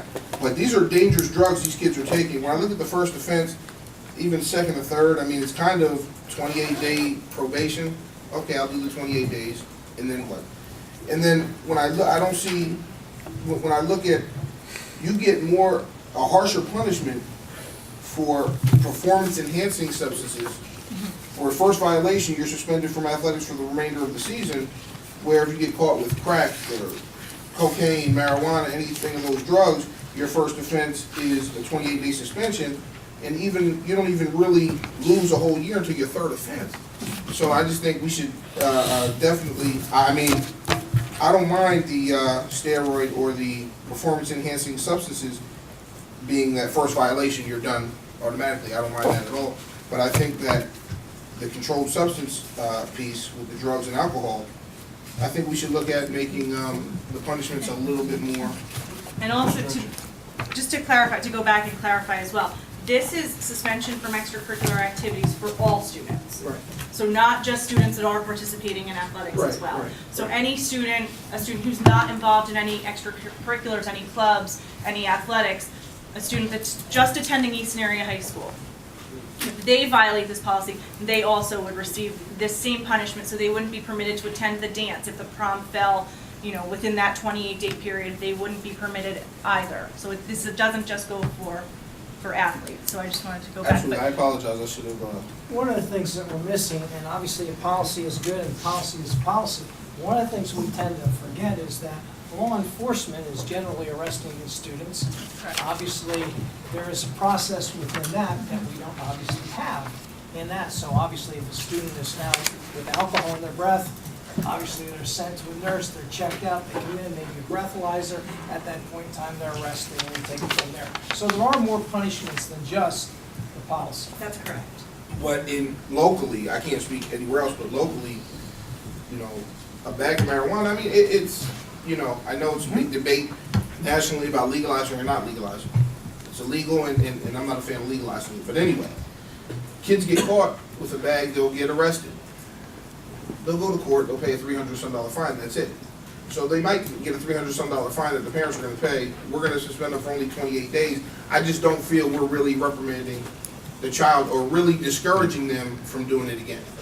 If the counseling is part of that requirement, then I think obviously we're following suit. I mean, And that was, but I don't see counseling being, listen, I don't want to destroy the kids for one mistake. That's not what I'm looking to do. But, you get caught with a drug, a 28-day suspension, going to talk to somebody in an office. Mr. Pinnable, the thing is, though, that we're missing this particular part of the policy that you're discussing. There are other ramifications for possession of a controlled substance in a school that the least of the kids' worries is whether or not he can participate in activities after 28 days. There are other repercussions under our discipline code that falls under a different set of policies under student discipline, where that student wouldn't be seeing a football field, basketball court, track endeavor, anything of that nature if they're in possession of any controlled substance. That in particular situation, it's built in the policy, but it would probably only matter to a student found to be under the influence of something, and it's the same thing with the law, proving that they're under the influence and whether or not they violated a law and so on and so forth. We have the ability then to do that, and we look just like the law at two different things. We look at a user, addict, victim versus a drug dealer, seller, pusher, and our policies, our student discipline procedures, the least of the kids' worries would be not playing sports for 28 days. If you found in one of our schools with a controlled substance, regardless if it was marijuana or crack or cocaine, the law would be a little bit different perhaps. But our school district policy would be a lot more severe than worrying about the 28 days for clubs and activities. For example, can you give me just an idea of the severity? Most likely a 10-day suspension and a recommendation for expulsion. and You would via see that as a expulsion, board. you If would they were in have, possession of it, yes. you would have terms of the expulsion that would supersede this. That would stipulate no participation in extracurricular activities through the duration of the expulsion. It's a difference. This policy addresses controlled substance paraphernalia, and then that component there that deals with extracurricular activities.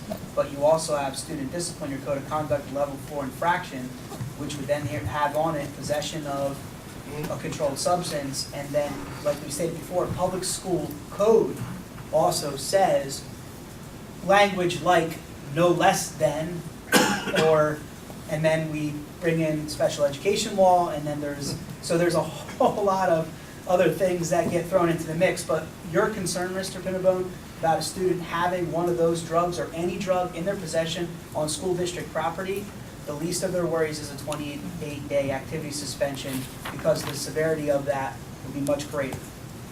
I think maybe one day, or I'll have to speak to Ms. Ellison, but we can look at the other policy, because 10 days suspension is much greater than 28-day probationary But period. that isn't what, that would be in addition to. In addition to the 28 days. Right, this and policy everything would else, not right? describe student discipline because it's described under student discipline.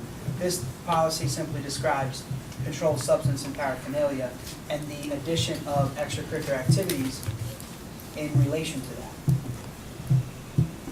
Well, then I guess we'll have to look at the other policy. I understand in addition to, But Like I said, a lot of it's generated by public school code.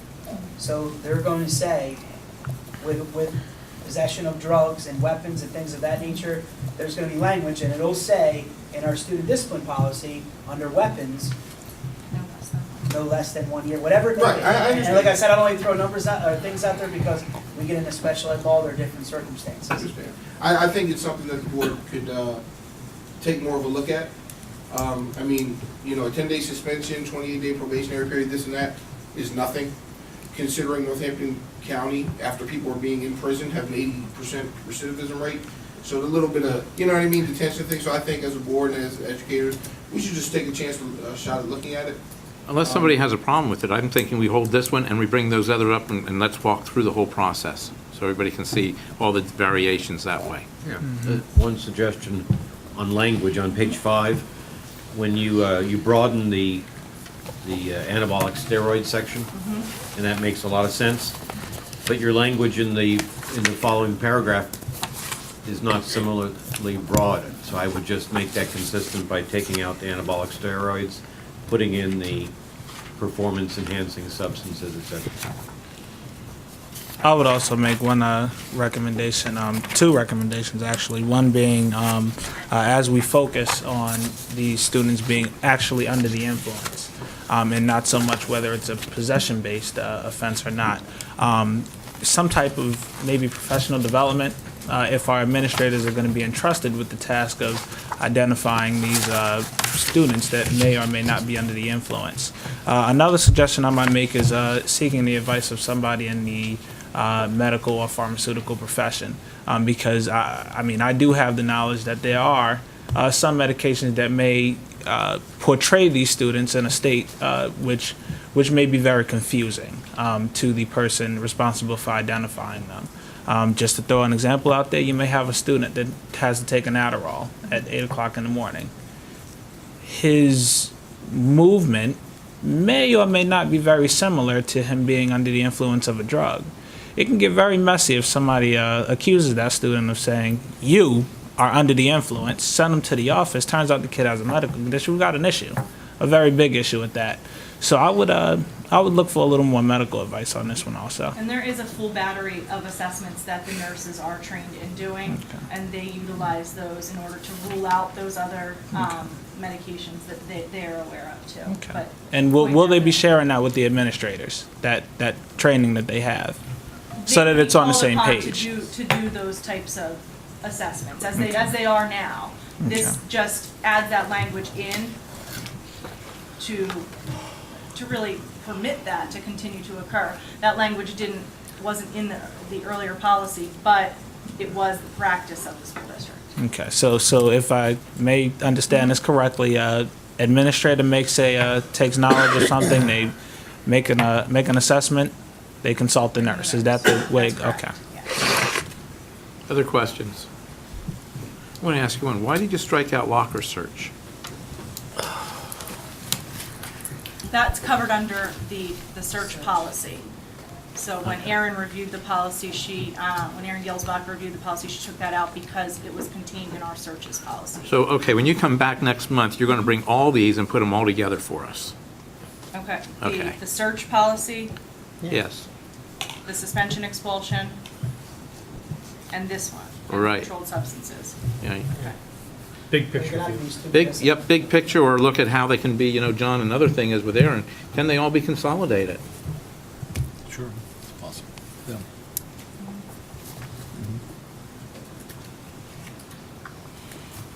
Any other questions? Okay, moving on. Thank you. Mr. Freund, you're going to give us an update here. Well, yeah, and tonight, Mr. President, there actually is an update. As you will recall, because this matter of Policy 913 has been pending for some time, I'll remind you what Policy 913 is. Policy 913, at least nominally, and this is a PSBA-based policy, at least nominally pertains to communications by non-school organization groups or individuals. In other words, non-school groups that want to distribute materials in the schools or through the schools. As you will recall, there was a case in Pocono Mountain involving a elementary school girl who wanted to distribute some invitations to a Christmas party. The superintendent determined that that did not fall within the admittedly vague guidelines of 913 and did not permit it. Thereafter, a religious-based law firm out of Georgia brought a suit. We went to hearing in the district court. The district court entered a preliminary injunction and did it after the school district tried twice to amend the policy to make it work for the school as well as for the court. This morning, the Third Circuit Court of Appeal rendered a decision on that, rather surprising decision, in which they held unconstitutional Policy 913 as it applies to students who are distributing those materials. Okay? In addition to that, the Third Circuit Court of Appeals overruled existing case law that to the effect that the elementary school students had in regulating the speech of elementary school students, the rule of tinker, which is substantial disruption, did not apply with the same force. So we now have new case law as of today in which the rights of students have been considerably strengthened over the rights of administrators to determine whether or not the materials that non-school organizations wish to distribute to the schools or through the schools. We got this today at about 8:30 in the morning. We are studying, we've already notified PSBA that there's a problem with their form. And at this point, we're unable to make a recommendation without further study to decide how to recommend a modification to the policy that will be consistent with the Third Circuit decision. That's where we are, Mr. President. Interesting. Any questions? Any questions? Or stay tuned, more to come. Yes, really. I have a statement. 2 months ago, I brought up in this meeting in March, not the committee, the full board, we should put it to a vote. It's been over a year. Community groups have been suffering. We keep going back and forth. In January, the board was in agreement that in March, we're going to make a vote in the full board meeting. So I'd like to still see that happen. And the problem, I guess the question is going to be, what are we voting on? What would be the policy? Dissemination of materials from the groups in the community that we partner with, but now we're shutting them out from handing out their materials to join groups, after-school events, things of that nature. I'd like to keep it the same way it's always been before this happened over a year ago. Well, the problem with that is, Frank, that's now unconstitutional. So, I mean, at least to the extent that any review of it, basically what the decision did is, if a student would bring in these materials, it treated 913 as if it were a student speaking to the extent that the student brings these in. Now, the way that we tried to cure that, but the court also found unconstitutional, was to say, okay, students can't do that under this policy. The outside organization has to ask. And the court found that unconstitutional.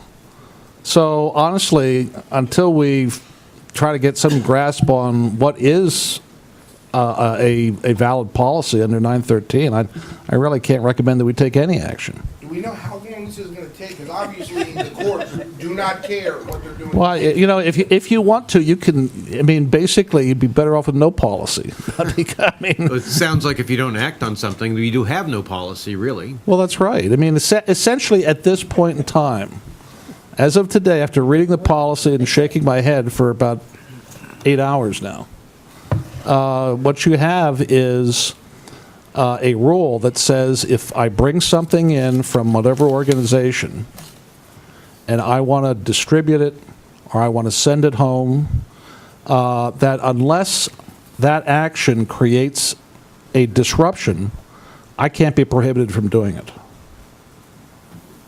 I mean, that's right now what that opinion means. Yes, So, sir. Mr. Freund, if I hear you right as a simple citizen, the answer to Mr. Pinnabone's dilemma, any student in that organization tomorrow could bring into the school whatever sign-up flyers they want, as long as that student distributes it, it's not our business. And it's not disruptive. That's right. That's right. But it don't have to be in that organization. It can be anybody. I know, but I mean, in the case of Frank's waiting this long. Yes, yes. Anyone. Right, but in those organizations, Yeah. they, But I mean, but now we have kids handing out papers and we're saying, but you can't disrupt. Well, you can never disrupt. Well, no, I mean, understand that, but I mean, it's much better. but also what you can't do is that if there's something that comes in that, say somebody brings in political things. That was gonna happen. They can't be stopped either. I mean, basically. So, I mean, at this point, basically, there's carte blanche to bring these things in right now as we sit here. So, John, But you're by saying- students. By students, but I can't really recommend that we take any action until we really study the policy and figure out what's left of it, or if it really makes any sense to have a policy.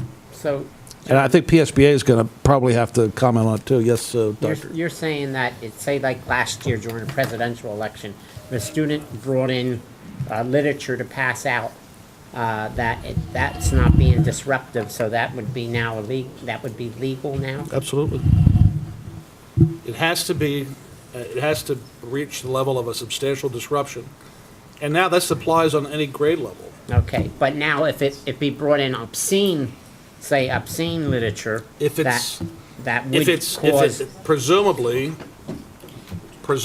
if it's lewd, profane, Right. or obscene, Yes, it cannot. It could be regulated. okay. Of course, I've got a case that we have been litigating for 3 years to determine what is lewd. So Yeah. it's. Any other questions or comments? So I don't, Mr. President, I don't recommend that we take any action now. We'll make a recommendation as to what to do with that policy. But at this point, if a student comes in and the material is not lewd, obscene, Right. or profane, and does not cause a disruption, then it's to be treated as any other material, and no other review, analysis, or regulation can be applied to it. a last question. Is the Third Circuit Court of Appeals the last resort in this No, case? Next would be. No, it's not, but we'll have to talk about that, see whether the insurance company wants to continue to fund this adventure, but, From there, it goes to the Supreme Court. well, So we'll we need see. a definition of disruption as well? Well, there's lots of We told cases For a year and a half, you can't disseminate. Now we got every nutbag, just put anything, send it with the kids. do The kids can do The it. Yeah, adults send it with the programs can't. I have That's one what it parent comes in down my to. So- Wes, he sent it to the school. Okay, any other questions on this? We're running about an hour and a half late already, so just give you an idea. Is there anybody in the public that would like to address the board on any of these subjects? Hearing none, there is nothing to move forward. Everything will be back here next month. Thank you, Mr. President. I'm Voting gonna is throw something in the agenda. Henry, can you come to the podium, please? Henry has been our representative from Dewey for the past however many years. I had an opportunity as Building and Grounds Chair to work with him and even talk with him today and get some questions answered. Thank you. Now I'm going to pass it over to Mike. I guess not. I informed the board by email this morning, and now for the public, just to let everyone know that Henry will be leaving Dewey Engineering and consequently our representative. On a personal note, in the short time that I've been here, I think you all can agree before that, that Henry provided a great resource and a great service to the district. He actually really cared about what was going on and happening in the buildings. And, just want to thank you for the opportunity to work with you. And on behalf of the board, or myself anyway, we wish you well. Great. Yes. Thank you very Same. much. Thank you. Very Thank you good. for the well wishes. I appreciate it. I Yes. enjoyed my time.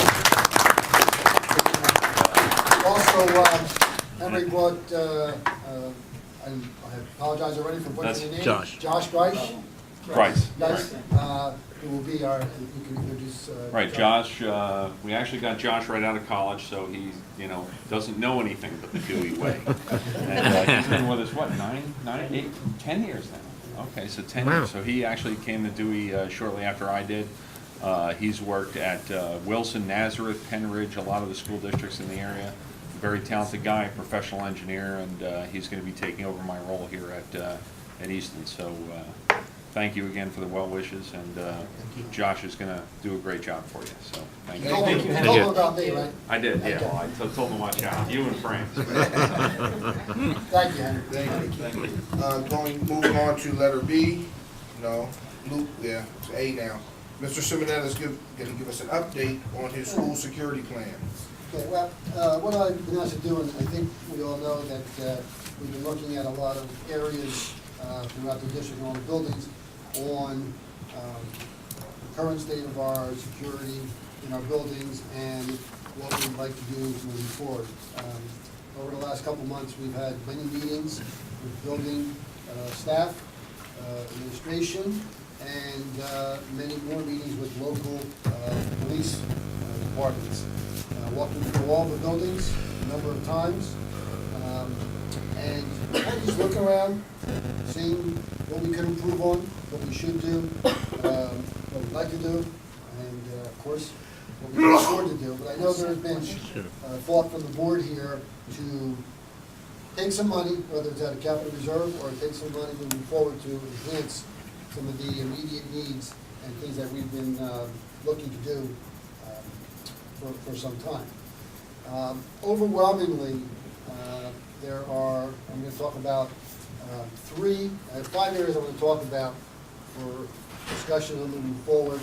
Three of them are areas that will require funds, and one of them is, and again, these three areas are overwhelming concerns by the police departments, the local building principals, staff, everyone, every stakeholder.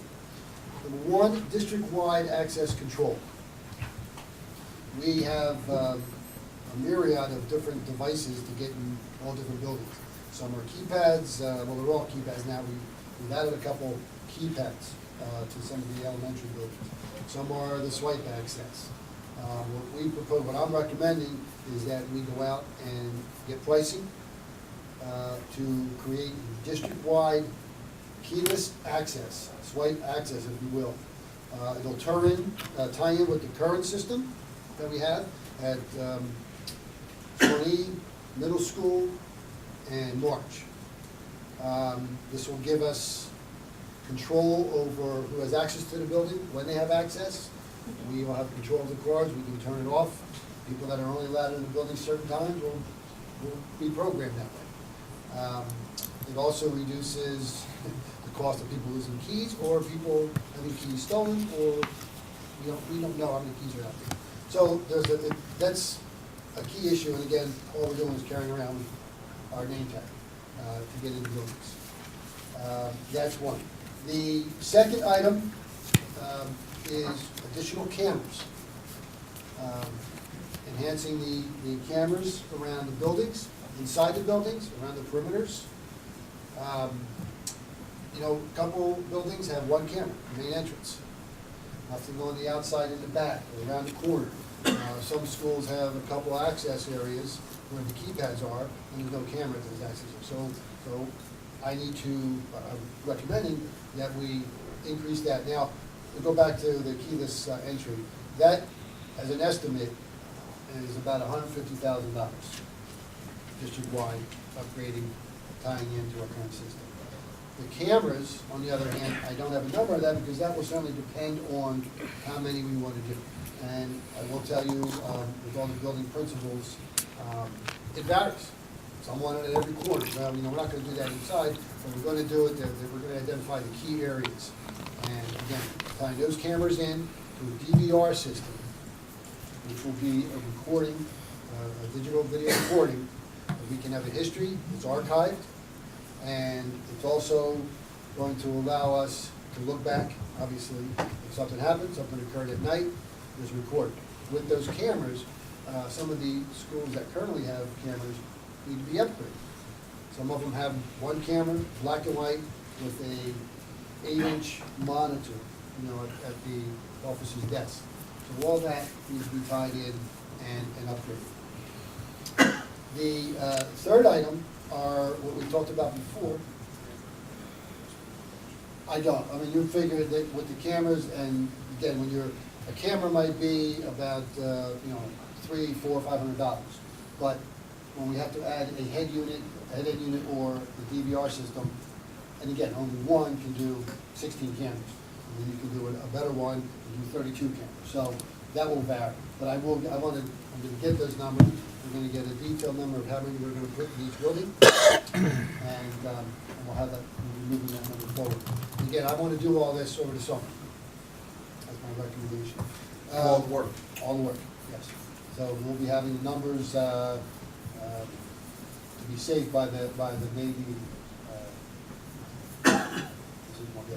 by May to either move forward or not. Mr. Simonetta? Yes. This is certainly going to cost money, okay? I personally would like to see this put into a capital note instead of into our budget. I mean, this is something that's going to be over 10 years or so forth. If we put it in a single line item, it could be, say $500,000 or $1 million in 1 year. But we're going to use it for 10. If we take out a capital note, then we could put $100,000 in each budget for 10 years, and it's easier on the board, and it's easier on the taxpayers because it's going to be paid for over the use of the item. So while you're looking into this over the summer, which would be then for the following school year, that you could look two ways, how much it's going to cost and how much would it cost if we put it into a capital note. Because this is certainly something that would qualify for a capital note. Well, again, that certainly is an option.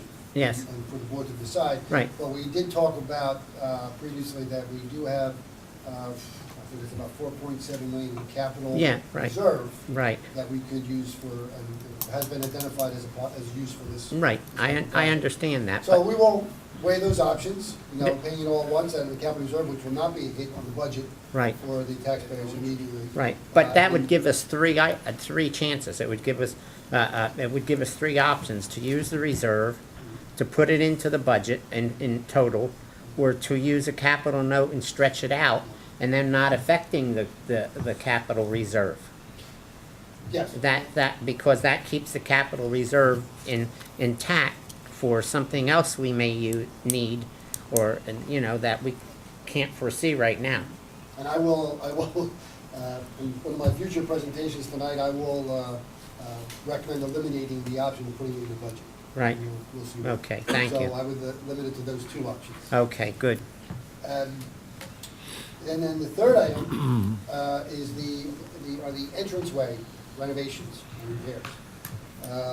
The so-called vestibule, where you're buzzed in the main door, but you're not going into the building.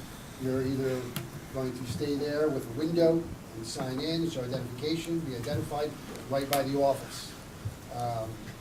Or you're going to walk right into the office. It's not going to there will be two doorways, one to get buzzed in and one to go into the office as opposed to getting right to the building. You all know we have a couple buildings. Our biggest, one of our bigger concerns is Cheston, that long walkway down to the main office. Yeah.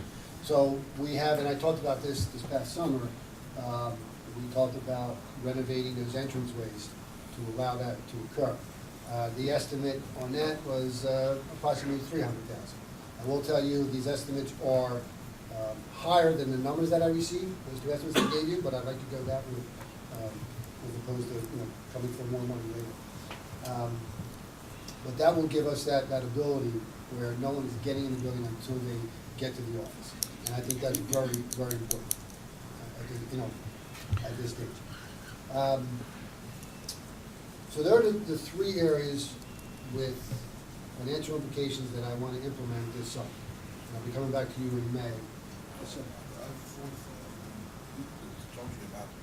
I know we spoke before in committee about hiring the armed police officers. That's 4 and 5 of the Budget. That's 4 and 5 of the of the areas of my. The next one was the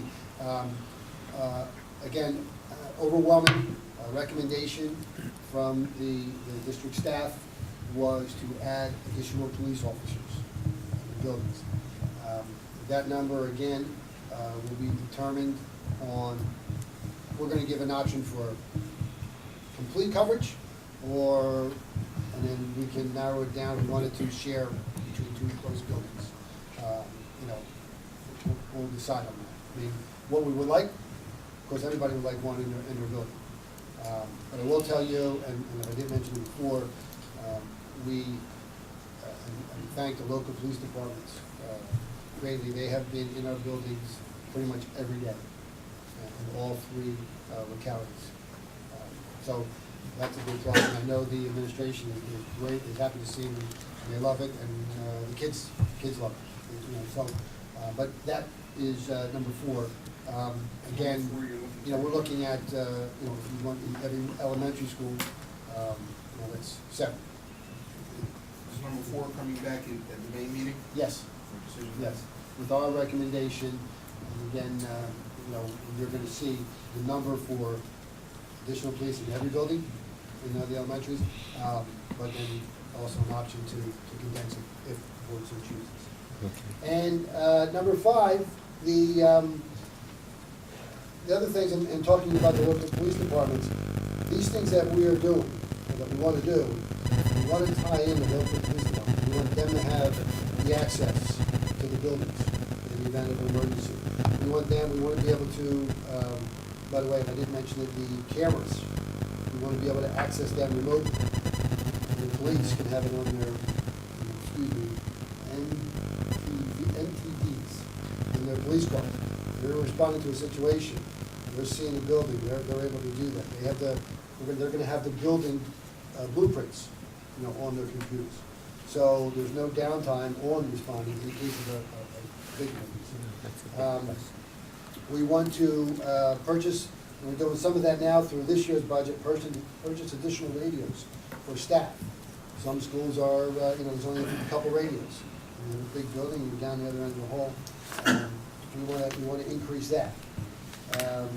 We're going to increase the safety training, and the local police departments have offered to do that with our staff. Of course, we're going to maintain the daily visits, even with our police. I think it'd still be great to have the local police there. Some other things, adding door sensors, the doors that are not supposed to be opened. And there are some areas of the buildings where we can add additional phones, but some areas that you're not close to a phone. And we want to just make sure, I think we're doing okay, but we want to make sure that all the intercoms and the building communications are up to speed, and that everybody can be heard on the all call throughout the building. So, exclusive of the additional staff and additional police, we're looking at, possibly a $500,000+ expenditure. And, we can certainly talk about financing, but, given the situation in the capital reserve, and that's what you build that up for, and to reduce the financing costs, and those expenses that go with that, initially, and again, more input, more thought has to go into it, but initially, I will probably be recommending that we take it out of the capital reserve. Thank you. Any questions? Any questions from the board? Just one question. Will we be able to finance increased armed presence with capital funds? No. No. That'll be a budget item. Any other questions, Mr. Simonetta? Just a comment. Good update, Mr. Simonetta, and I can testify during my Dr. Seuss experience visiting at Paxanos in March, what you said about local police presence was in fact there. I asked staff. They were very pleased with the degree of cooperation in both those buildings. I agree, it's been wonderful, and I know all the principals are very appreciative of it. I think it'd be great. Any other questions for Mike? All right. Any public to be heard on buildings and grounds agenda items?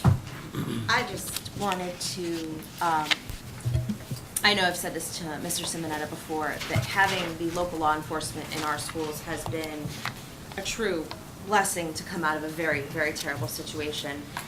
Aside from getting scared by what I believed at the time was 12-foot officer walking down the hall today, they've really started to form, connections. We had the police officers come in and read at March, and they genuinely, I think, enjoyed it.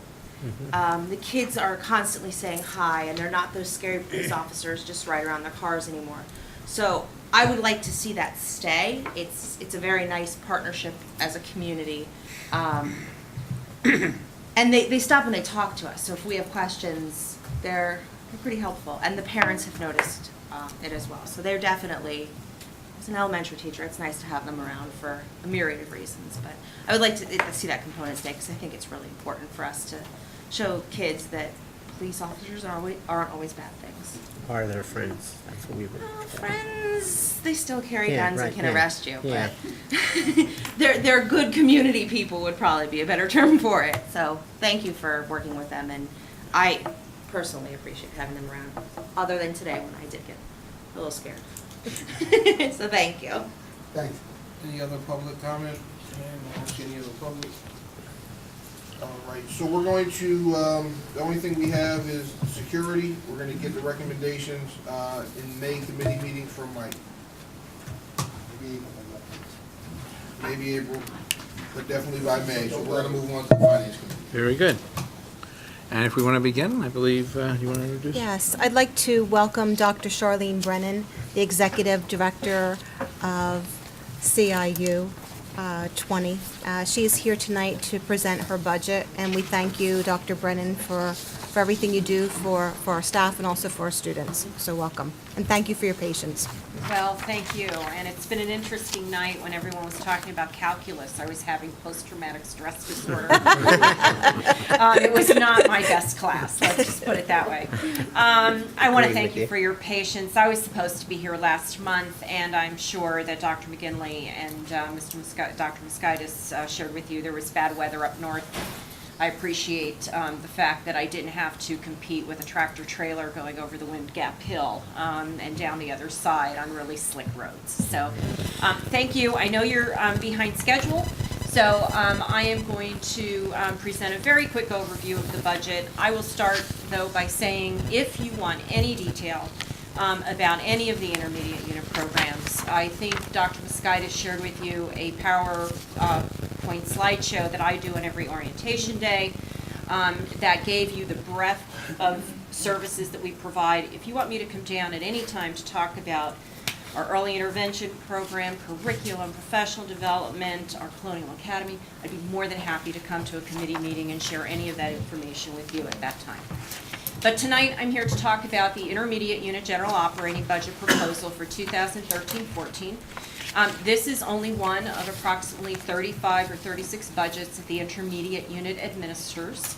It is a very small proportion of those budgets. We actually administer a total of $172 million in budgets, $84 million of which are direct intermediate unit service program budgets, and then we operate and manage another $88 million for our health trust. This budget, and the one we're recommending tonight, is a budget in the amount of just slightly over $3 million. That is a 1.4% increase to the budget, but the good news, and I think what you're waiting to hear, is that your withholding amount for this budget is at a 0% increase for the third year in a row. That percentage increase translates to a dollar value of $44,100, and it's almost due entirely to our pension obligations. And I would add there, as we'll see on one of the next slides, our health care. We had many years of excellent health claims experience, and then all of a sudden, last year and this year, our claims experience has really been terrible. So we have built into the budget a 25% increase for health care after years of 0% increases. If we go to the impact on the revenue side, as I mentioned, we have the retirement obligation. We have been expecting that impact, and so therefore have planned very carefully and set aside funds in what we call our PCERS reserve account that we will use to mitigate the impact of those pension obligations to our school districts. So you'll see on our revenue page, there's about 80% of what we need from PCERS now that we will pull out of the reserve account, and we are building 20% of what we need into our fees to school districts and into our budgets. In the subsequent years, we'll alter that. Eventually we'll get to 50-50. Then as your PCERS impact evens out, we'll begin to build a little bit more into our budget. So we hope with that it will not be anything that will be an overburden to you. We've reduced our interest income by 50%. As you know, interest rates are really low.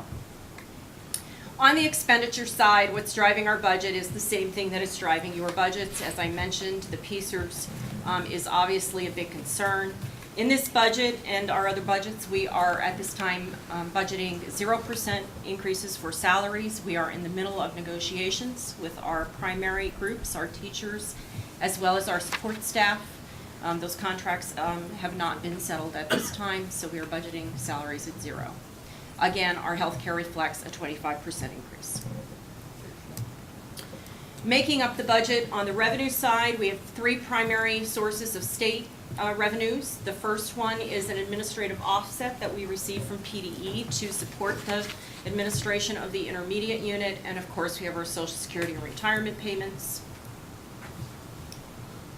And then we have a big chunk of revenue to this budget. We call it receipts, other IU sources. That is $2,102,000, about there. And that also has a 0% increase to it from last year. But these are the indirect costs that we charge our individual programs for use of our business office, our administrative staff, our HR department, those things. Unlike a school district, we don't have a big general budget where all those things get paid from, so we have to charge our other programs to help offset the cost of our business office and HR and so on. So that's basically what that is. But then we also have special projects. So I mentioned the Health Trust.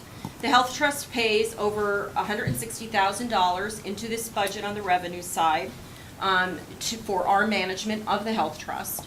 We offer courses for credit that we make revenue from that offsets the administrative costs. And other workshop registration fees. We open our workshops to people outside our intermediate unit. We charge them dollars for that, and then that comes back in to offset your cost. And then the final one, which is your direct contribution to this budget, it is your only required school district contribution to the intermediate unit, is called the local school district withholding amount. That is a total of $520,000, $440 of the $3 million. That is unchanged for the last 3 years. It is taken as a deduction right off your school district state subsidy, and it is, your share is determined by a formula that the state gives us, and it's 2-pronged. It is based on your market value aid ratio in relation to the other school districts in the intermediate unit, and also on your weighted average daily membership. So the larger you are and or the wealthier you are, the more you pay into the budget. Bethlehem School District pays the most, and I think it's Penn Argyle pays the least. Your amount will be for the 13-14 school year $55,293, and again, as I said, that's remained unchanged for 3 years. Just 1 or 2 more slides. I won't do the, because pretty much I went over this. This is the revenue and expenditure slide. You can see that it does balance, and if you look on the revenue side, you will see that transfer from the PCERS reserve account to offset the PCERS cost. All of that balances. This is the school district contribution schedule. As you can see, Easton is about the 5th school district down. Again, your contribution, $55,293. But as you can see, Bethlehem School District is paying almost $100,000 to the budget, and Penn Argyle just almost $11,000. And we have one more. And then on this slide, and you have your general operating budget booklet. I'm sure some of you forgot to bring it because I was supposed to be here at the last board meeting. This is our budget by object code. This budget actually has 4 sub-budgets. Our Educational Support Services Department, which is my office and the business office. Our Human Resources Office is part of this budget and is a sub-budget. We have our curriculum sub-budget, and we have our educational technology sub-budget. We take all of those and we pull it into one big one so you can see the overview and the big picture. And you can go down that list and see that we have cut funds where we needed to. We've had increases for the PCERS. You can see the big jump in the medical insurance cost. But all totaled, it increases by $44,100. We've been able to offset it, so our school district contribution, again, is at a 0%. So with that, you have your booklet that has all the detail, and I'd be more than happy to answer any questions on this budget tonight or any other questions you might have for me. Or again, given the time, if you'd want me to come back, I'd be more than happy to do that, and I could communicate with Dr. McGinley and Dr. Moskaitis on that if you would like. Thank you. Questions? I'll ask you 2 questions. We do, or say 2 things. First, this budget's a 0 increase. Are all your budgets a 0 increase? So far, they are not. We have budgeted for and told our business managers a maximum of 2%. Those budgets have been at a 0% increase also for the last 2 years. This year, we are having cuts. We are expecting cuts in our IDEA budget. We are expecting cuts in the special education funds the state gives us to offset. So there are several cuts that are coming to those programs. And so we've told the business managers 2% or less. We're still working on them, but a maximum of 2%. Well, and that's we're basically paying for the use of the services in those cases. That's correct. And if you don't use the service, You don't pay. yeah. And I do want to share with you, it's not often made very public, but we have been reducing staff. Mostly by attrition to try and keep, as we did the last 2 years, we're at a 0% increase. I will tell you, as you know, we serve many of the most difficult children in the intermediate unit. And I was just told, for example, our workers' comp has just gone up a lot, which means that we have a lot of people getting hurt. And so it's something that we have to look at. You know, are we at a point where we're serving children where we're eliminating this staff, we're having increased problems. But it's the same kind of complexities you have. We will try and get it under 2% as much as we can, but after 2 years of a 0, it's going to be difficult. We do appreciate that, having the 0 sit there with the you. issues that we're currently facing, so thank you. Thank you. Bob? I would just like to assure this board that Dr. Brennan and her staff, they're very fiscally conservative and good fiduciaries, I think, of the member school districts' dollars that go there. What I'd be curious about is your opinion, are we taking advantage as Easton Area School District of what IU20 has to offer? Well, that's a loaded question. I always think every school district could take more advantage of what we have to offer. I think Easton is a great partner with us. I think we work with you very closely. We've been working with Mike and Dawn on using and utilizing the intermediate unit services better. But from personal perspective, I'd like to work with all of our school districts because I think on a consortium basis, given how tightly school district budgets are getting, some of the ways that's, no matter how large you are, some of the services that you're going to need to provide to students, you're only going to be able to provide if you partner up with other school districts. And the vehicle really to do that, the collaboration, the coordination, is through the intermediate unit system, and we can bring districts together. And that's what we're doing right now, bringing more districts together. We just met with the Monroe County Vocational School and its districts to see how we can collaborate and help them share costs. And so we're the vehicle to do that, and I think we do that well. So thank you. Thank you, Shirley. And I just want to, I can confirm your input there.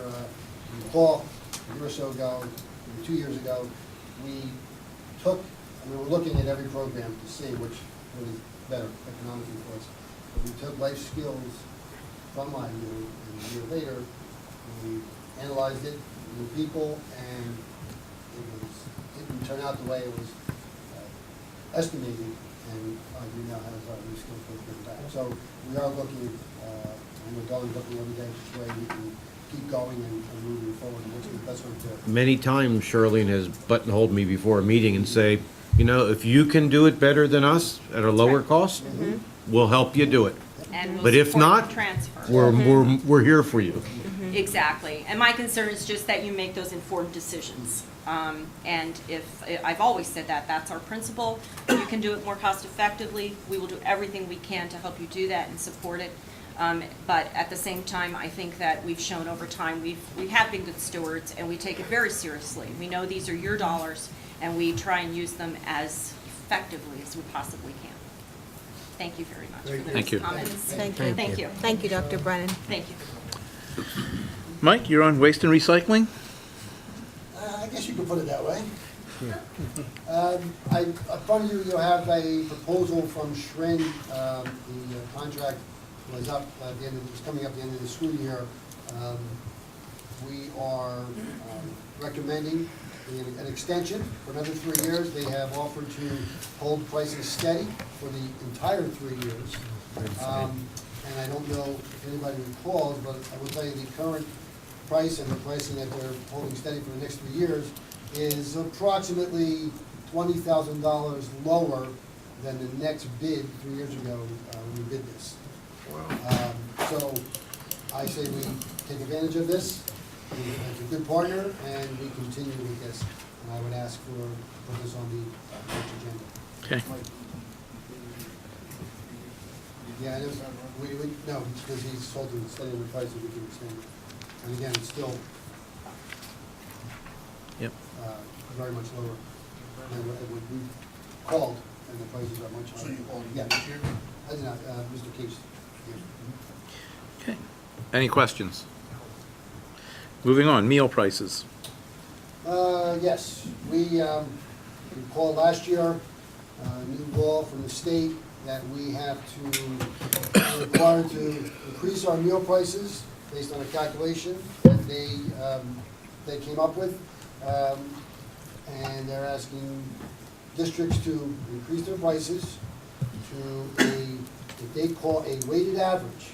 And the weighted average, we're supposed to work our way up towards $2.51 per meal. So last year we increased meal prices.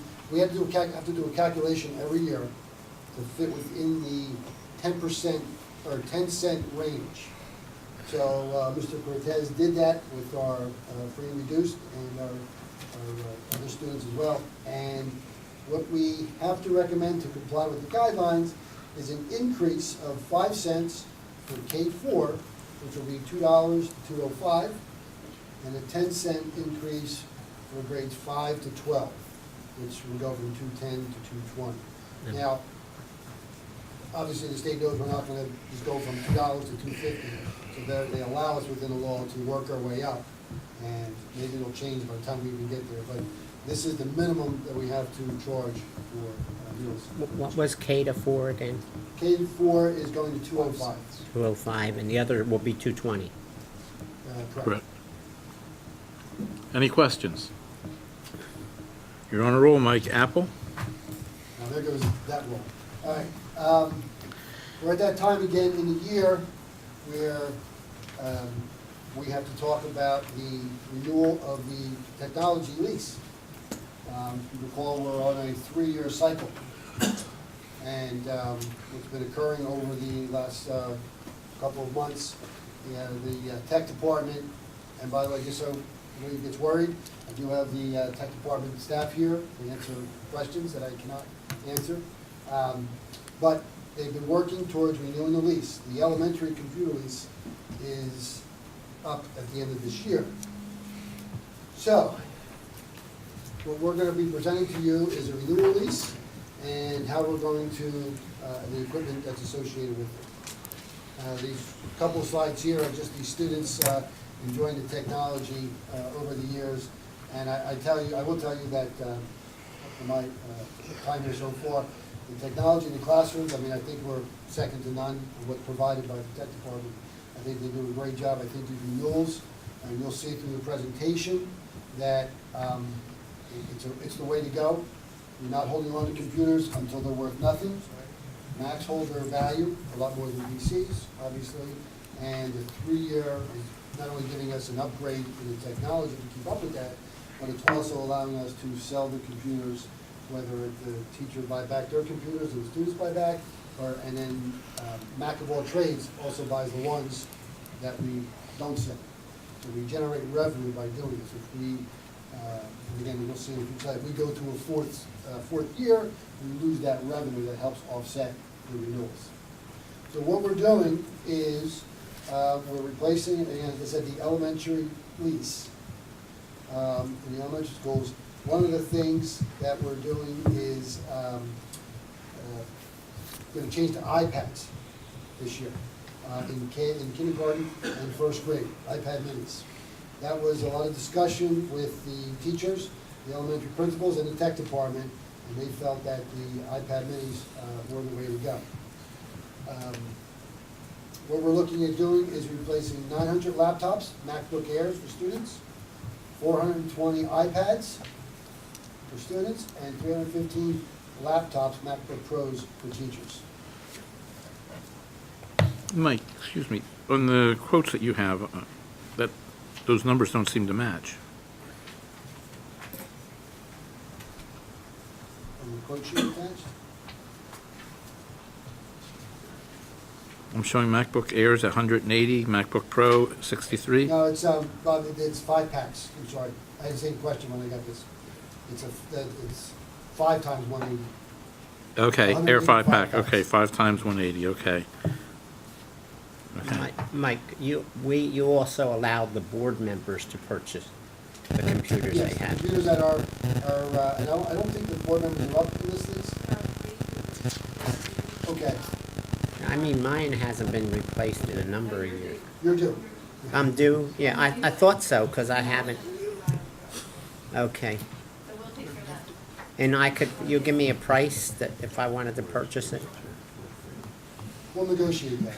Well, yeah, well, I know the price I was given, so if it was, That was 3 years ago. no, it's really outdated, let's put it that way. Some of the things that that we're changing with this renewal of this elementary lease is Shawnee was done 3 years ago.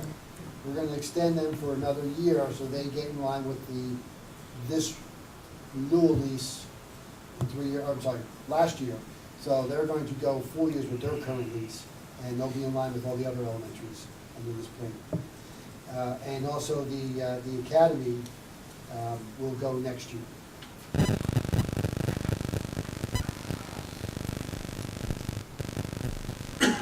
Also, in the elementary schools, we're trying to maintain the same number of laptop carts.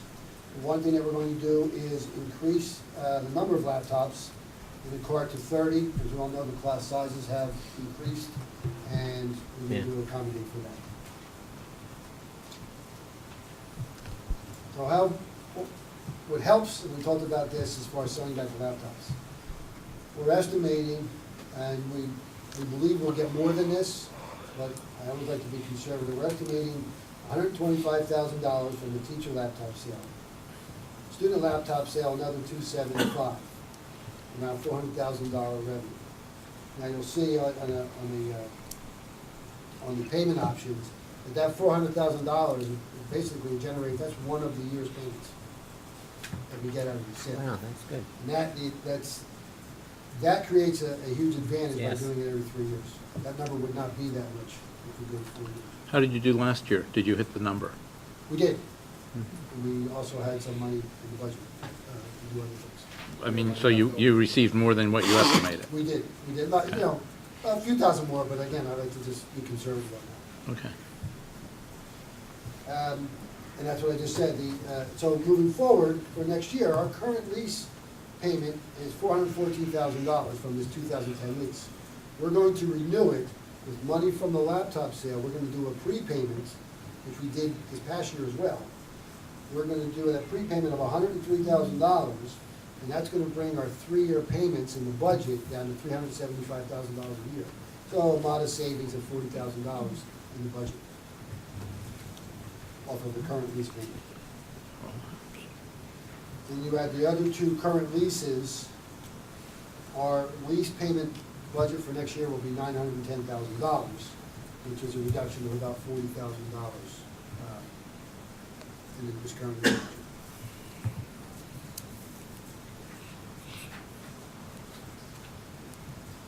And then the reuse and reimage is just the items that will take place while we're doing this and when we get the new equipment. One thing that Ann made sure that I made note of was that our printers are old, and some of them are very old, and that will have to be addressed maybe at some point, a combination in the next 2 leases. We'll see how that goes. Mike, We're getting by, and we're the going. question I had is, when the time comes, are you gonna be selling those too? Because some people Yeah, sure, but I don't know. might buy, Like I said, they're very old. well, you'd buy them as is. You would sell them as is. Oh, yeah. And that was done in the past. Hey, we try to sell everything. No doubt. Yeah, right. I And- mean, instead of throwing them away, some of people might, hey. Any question on the lease? Yes, I have one question. The savings, everything was very good. My question is it a necessity, and would there be more of a savings if we didn't go with the iPad mini, we went the regular iPads? I mean, would they be cheaper, more? Would there be another? Oh, I'm sorry. The iPad minis are cheap. They're cheaper? Better for little hands.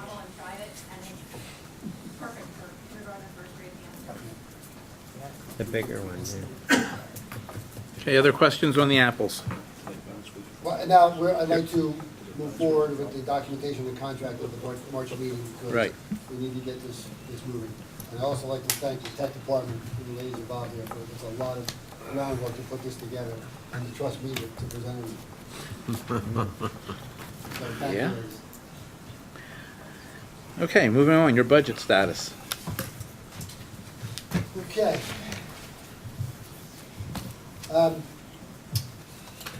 Really toying with the ideas, and besides that, this is a working document on an hourly basis. I don't have a handout for you, but we're gonna just throw the slides up here. What I will do is I will send this home to you, so you have some document in the Friday update. And what I just want to do is update on the status of where we're at. As you know, we left you with a $4.2 million deficit, a month or so ago, and we have been working towards that. You will see that we have not closed that gap. We took a good chunk out of it. We're meeting again Friday, I think, to go back at it. And at this point, given the timeline, and Mr. Phelan and I talked about it, depending on where we get internally, we'd like to possibly take some time at the March regular meeting just to give you an update on where we're at, because the goal is to adopt a preliminary budget in April. So time is getting short. So with that, I'll just go back and refresh our memory of the budget. We're looking at about we started with $137,940,000 budget. On the revenue side, with a 2.1% tax increase. And you'll see there that with the other revenues, that'll generate $133,720,000, given our $4.2 deficit, $4.2 million deficit.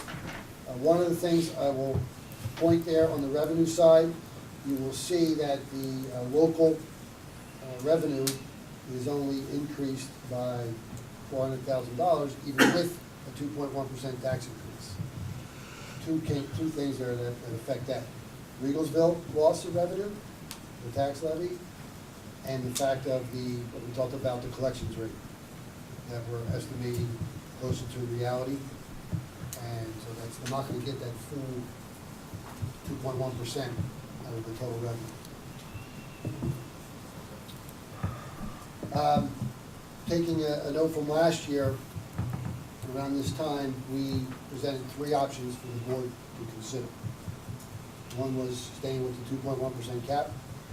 We used the number 1.7 because that is the base index. The 2.1 is our adjusted index, or 0%. And you will see on the bottom where our deficit will go to with all 3 options.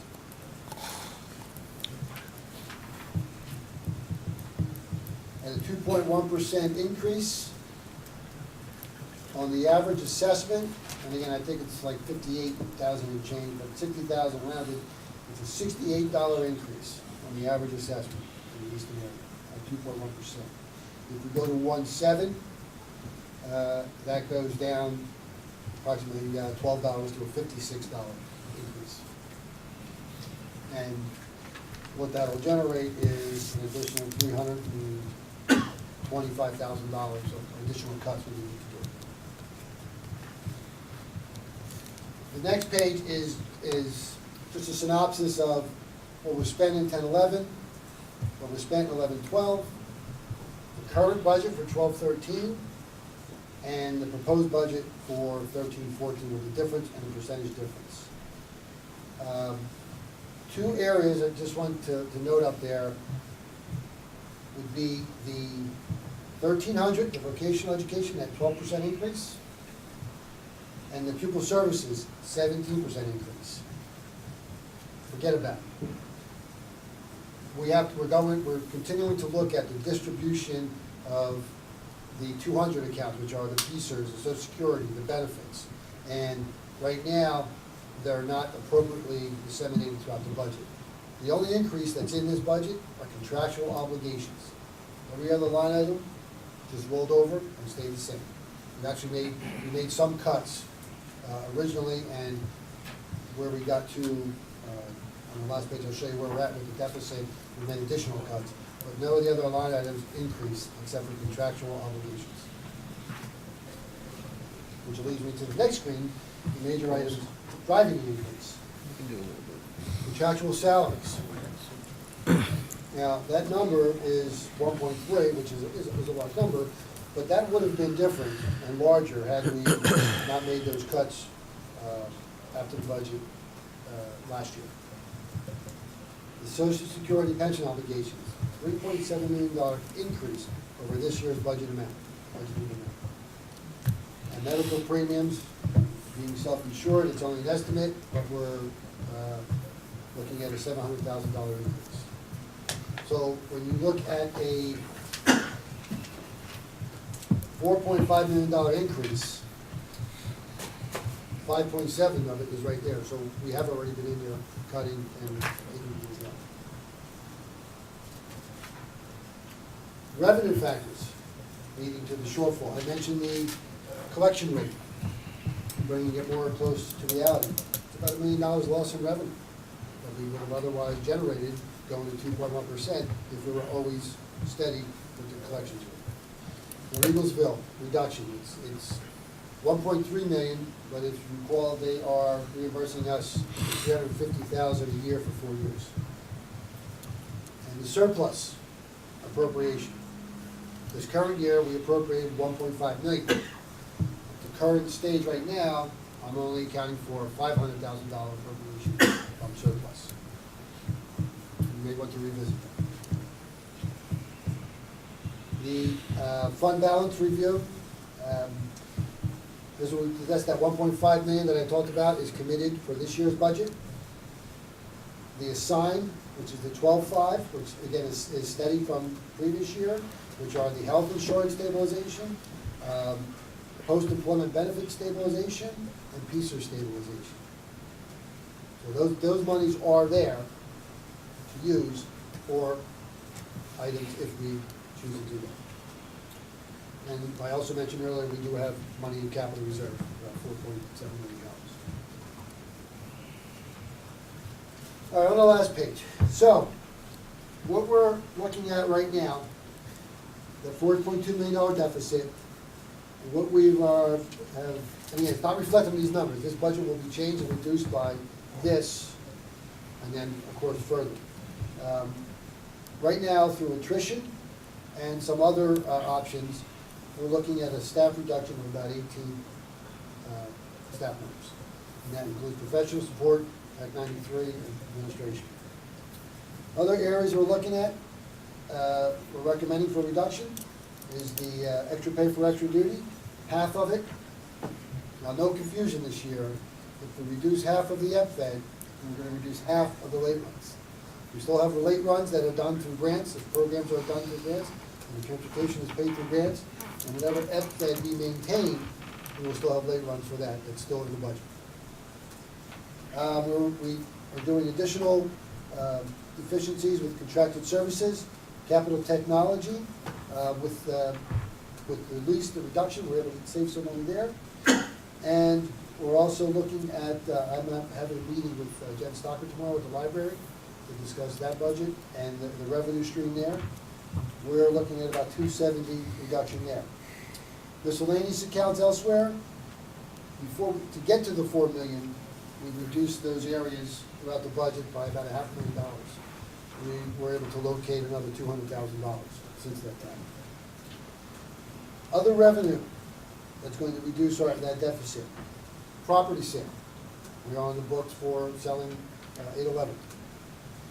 And I will tell you, good news, our state aid did increase this year by about $400,000. So our current deficit right now, with these recommendations, and of course it will have to be approved, but from the administration, these are the recommendations, we are still looking at 1.177 deficit to get to the 2.1% tax increase. Okay. Frank, our current, wait. The first question I have is for Dr. McKinley. Have public school districts in the area or throughout Pennsylvania, are you aware, have they been going to Governor Corbett and asking for pension reform and a lot of other municipalities and things are asking for? Are the public schools in that as well, pushing for that? Yes, the answer to your question is yes. In fact, Dr. Brennan and several superintendents went to Harrisburg to advocate and to look into what we can do as superintendents to advocate for our students in our districts. It is a quite interesting time in regards to PSERs, in regards to pensions. There is a proposal that in 2 years the pension, as you see it now, will change. The mortality rate that is currently in place, and that is based on what you would retire with. If you would retire this year, your benefits would be higher this year than they would be next year. And every 5 years, they do a longitudinal study, and it is based on your life expectancy. So as a result of people living longer, they are stretching the funds out, and therefore your monthly payments are less if you retire next year than if you would retire this year. I think that was something, I had done some research in regards to different things on how we could proceed. And that is something that really, Dr. Brennan went to a session last week, and that was brought up. And so I don't think that's really a known entity, but anyone that would decide to retire next year will receive less money. Thank you. My second part is to you, Mr. Simonetta. This last slide shows us a lot. I haven't spoke to my fellow board members. I don't know if the board or the majority are looking at a 2.1% tax increase. That might be too high for where they're willing to go. I don't know. Do we have numbers such as this slide showing the 1.7 of the zero? No. Right now, this is where we're at with the cuts. We will be presenting the 3 options as they did last year, to get down to 2.1, get down to the 1.7, get down to 0. So you would essentially have a slide like this? Yes. And I'm sorry, just to follow up, with the new proposal or that Governor Corbett is looking at. Right. I might be wrong, you have more than I do, information on it. but it would look to help out the issue in the future, because it's starting in like 2 years, but the hole that we're in now, it does nothing to deal with that, correct? That's It was correct. just going forward, so we still have to take time to dig out where we're at. That's And correct. then once we finally get out, then we're moving on a different path. So he's not putting anything together to help us in the situation. Okay. No. The only thing that he has proposed is, I think everyone has discussed it, is the potential sale of the liquor stores, and then there would be grant money that would be attached to that. That certainly is a short-term, it's not a long-term solution. Pat, you had a Mike, question? Yeah, question, Mike. You're saying that, and I just want to get this straight, you're saying at right now at a 2.1% increase that we capped it at. We didn't say that, but we said that was the cap, because I remember making the motion. We are going to have a $1,177,000 deficit? That's not what I'm saying. That's No. where we're at now. Yes, yeah. We're gonna be, at worst case scenario, we're gonna be a cap, because that's what we have to do.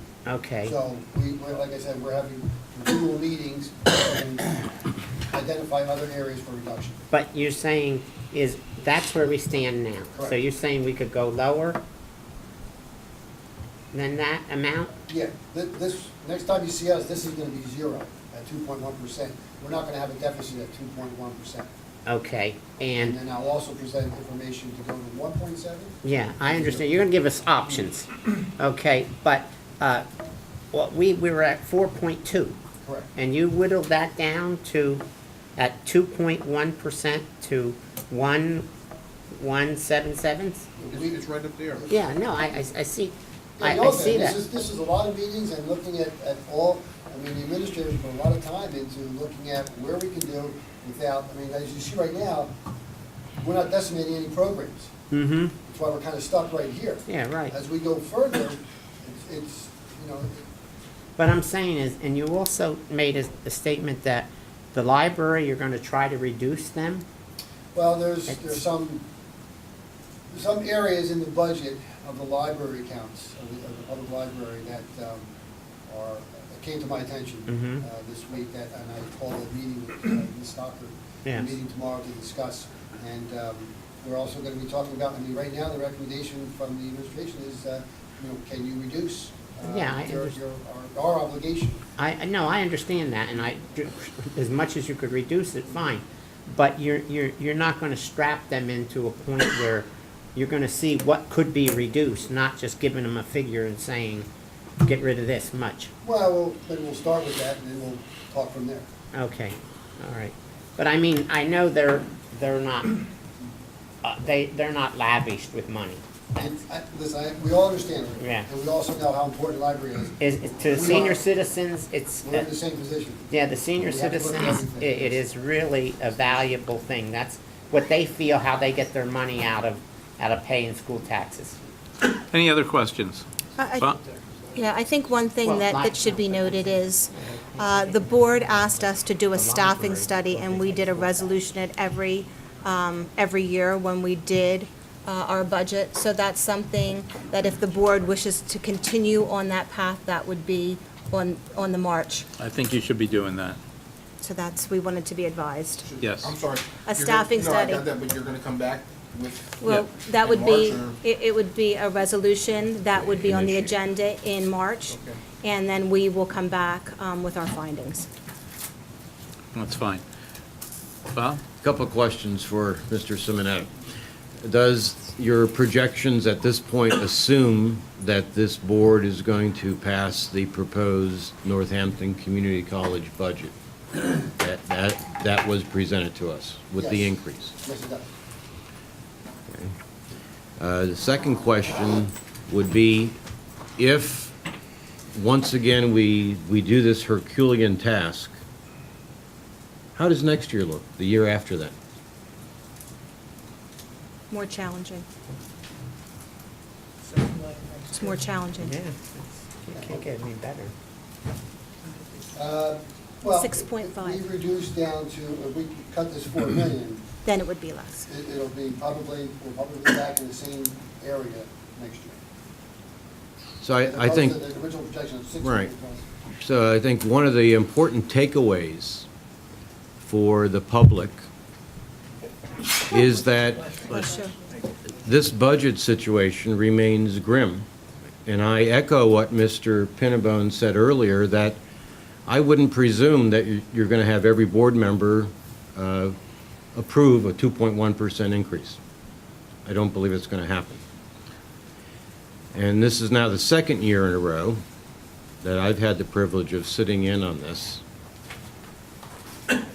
It's March on the calendar, but I would say the theme of this should be called Groundhog Day. Great movie by Bill Murray, those of you who have seen it.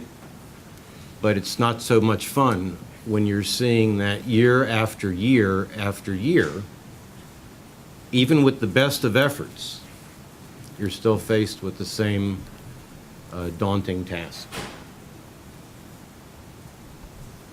In the beginning of the year, I think we were faced with 6.1 million deficit, and then next year, $9.5 million deficit. But that is determined on what we do this year.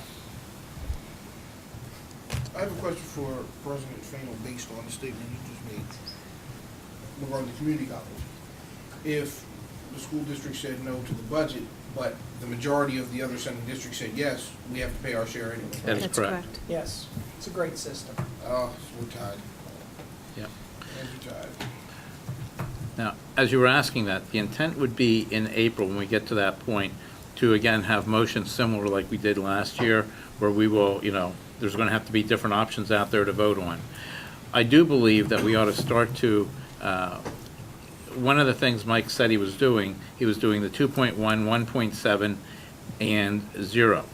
If we don't believe the 1.7 is the right number, then let's not make him do that exercise right now. Let's tell him that we think 1.5 is or 1.9 is. But let's not make him go through an exercise just to go through it and then tell him, hey, let's change the number afterwards. I think it's great that he gives us 3 options, but let's make sure, and I think we already know, I think the 2 options are right, the top one and the bottom one. It's just a matter of what the middle one is. Is there any thinking around this table that he should do a different number than the 1.7? I wouldn't mind looking at a 1.5. I think he has to give us all the different options. Well, right, for us to vote on. but we don't have to go 10 different options. No, I think he's. We're gonna asking give us for 3. I think. Mr. President, I think since it's the unadjusted cap, 1.7, I think that'd be a consistent one to use from year to year, instead of just arbitrarily picking one. Okay. We use our unadjusted cap and our adjusted cap. That way, they're consistent as we go down in the future. Thank you. Any other comments? Well, Mr. President, I think a lot of it depends on the state and what they're going to reimburse the school districts. I mean, they have an obligation to give us so much, which they're, according to the state constitution, they're not even close to that. I think we're at like 29 point something. Right, but he has that figured in, he already has estimated in there what the state contribution will be. So this is only a matter so we can estimate where we're going to be. So I'm hearing right now a 1.5 or a 1.7. You like 1.9? Well, I think. Well, I think the Well, point was but he has to go through, only scheduling 3. yeah, he has to go through the exercise. And we know we got a 0, we know we got a 2.1. What's the third one to be? I think Tim has a point. Why arbitrarily change that year to year? That's fine. So you'd be at the 1 point. So I think at this point, what I'm hearing around here is, you're right on target, Mike. 2.1, 1.7, 0. Yeah, that's all right. Anything else on the budget? Yeah, one more thing. I think the 12th Street building at one time probably held 1,400 kids. I don't know if there are 1,400 kids there now. I don't think there are. But I think there's a set of modulars that they're using, I think, as classrooms, and a recommendation to look into would be to move those kids back into the main building and use your modulars for your academy students. And bring your security person, your police officer, from obviously the academy to that building to obviously enhance and secure those younger kids versus the older academy students, and look to possibly sell another building. I'd like to look at that, or at least to present that to the administration, to see if there's any savings within that.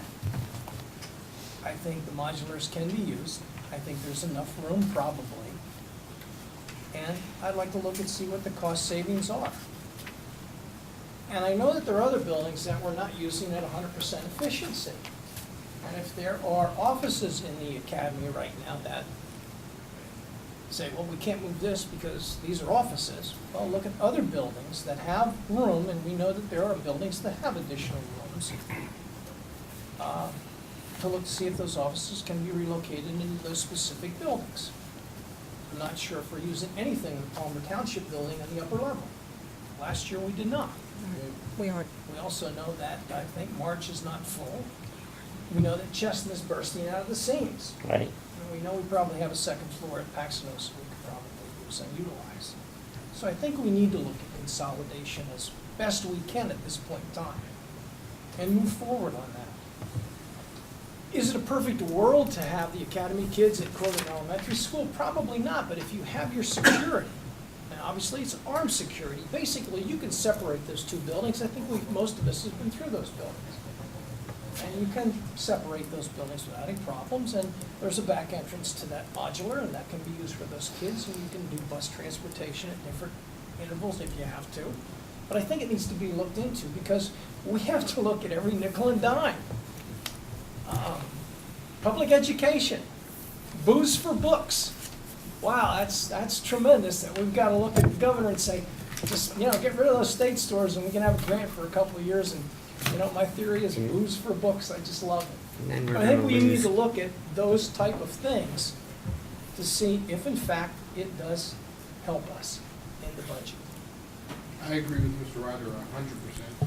I think that's something that needs to start being looked at yesterday. It makes sense, even if you were to move the Palmer kids somewhere, right? Because that building, and then put the academy over there, get rid of the academy building.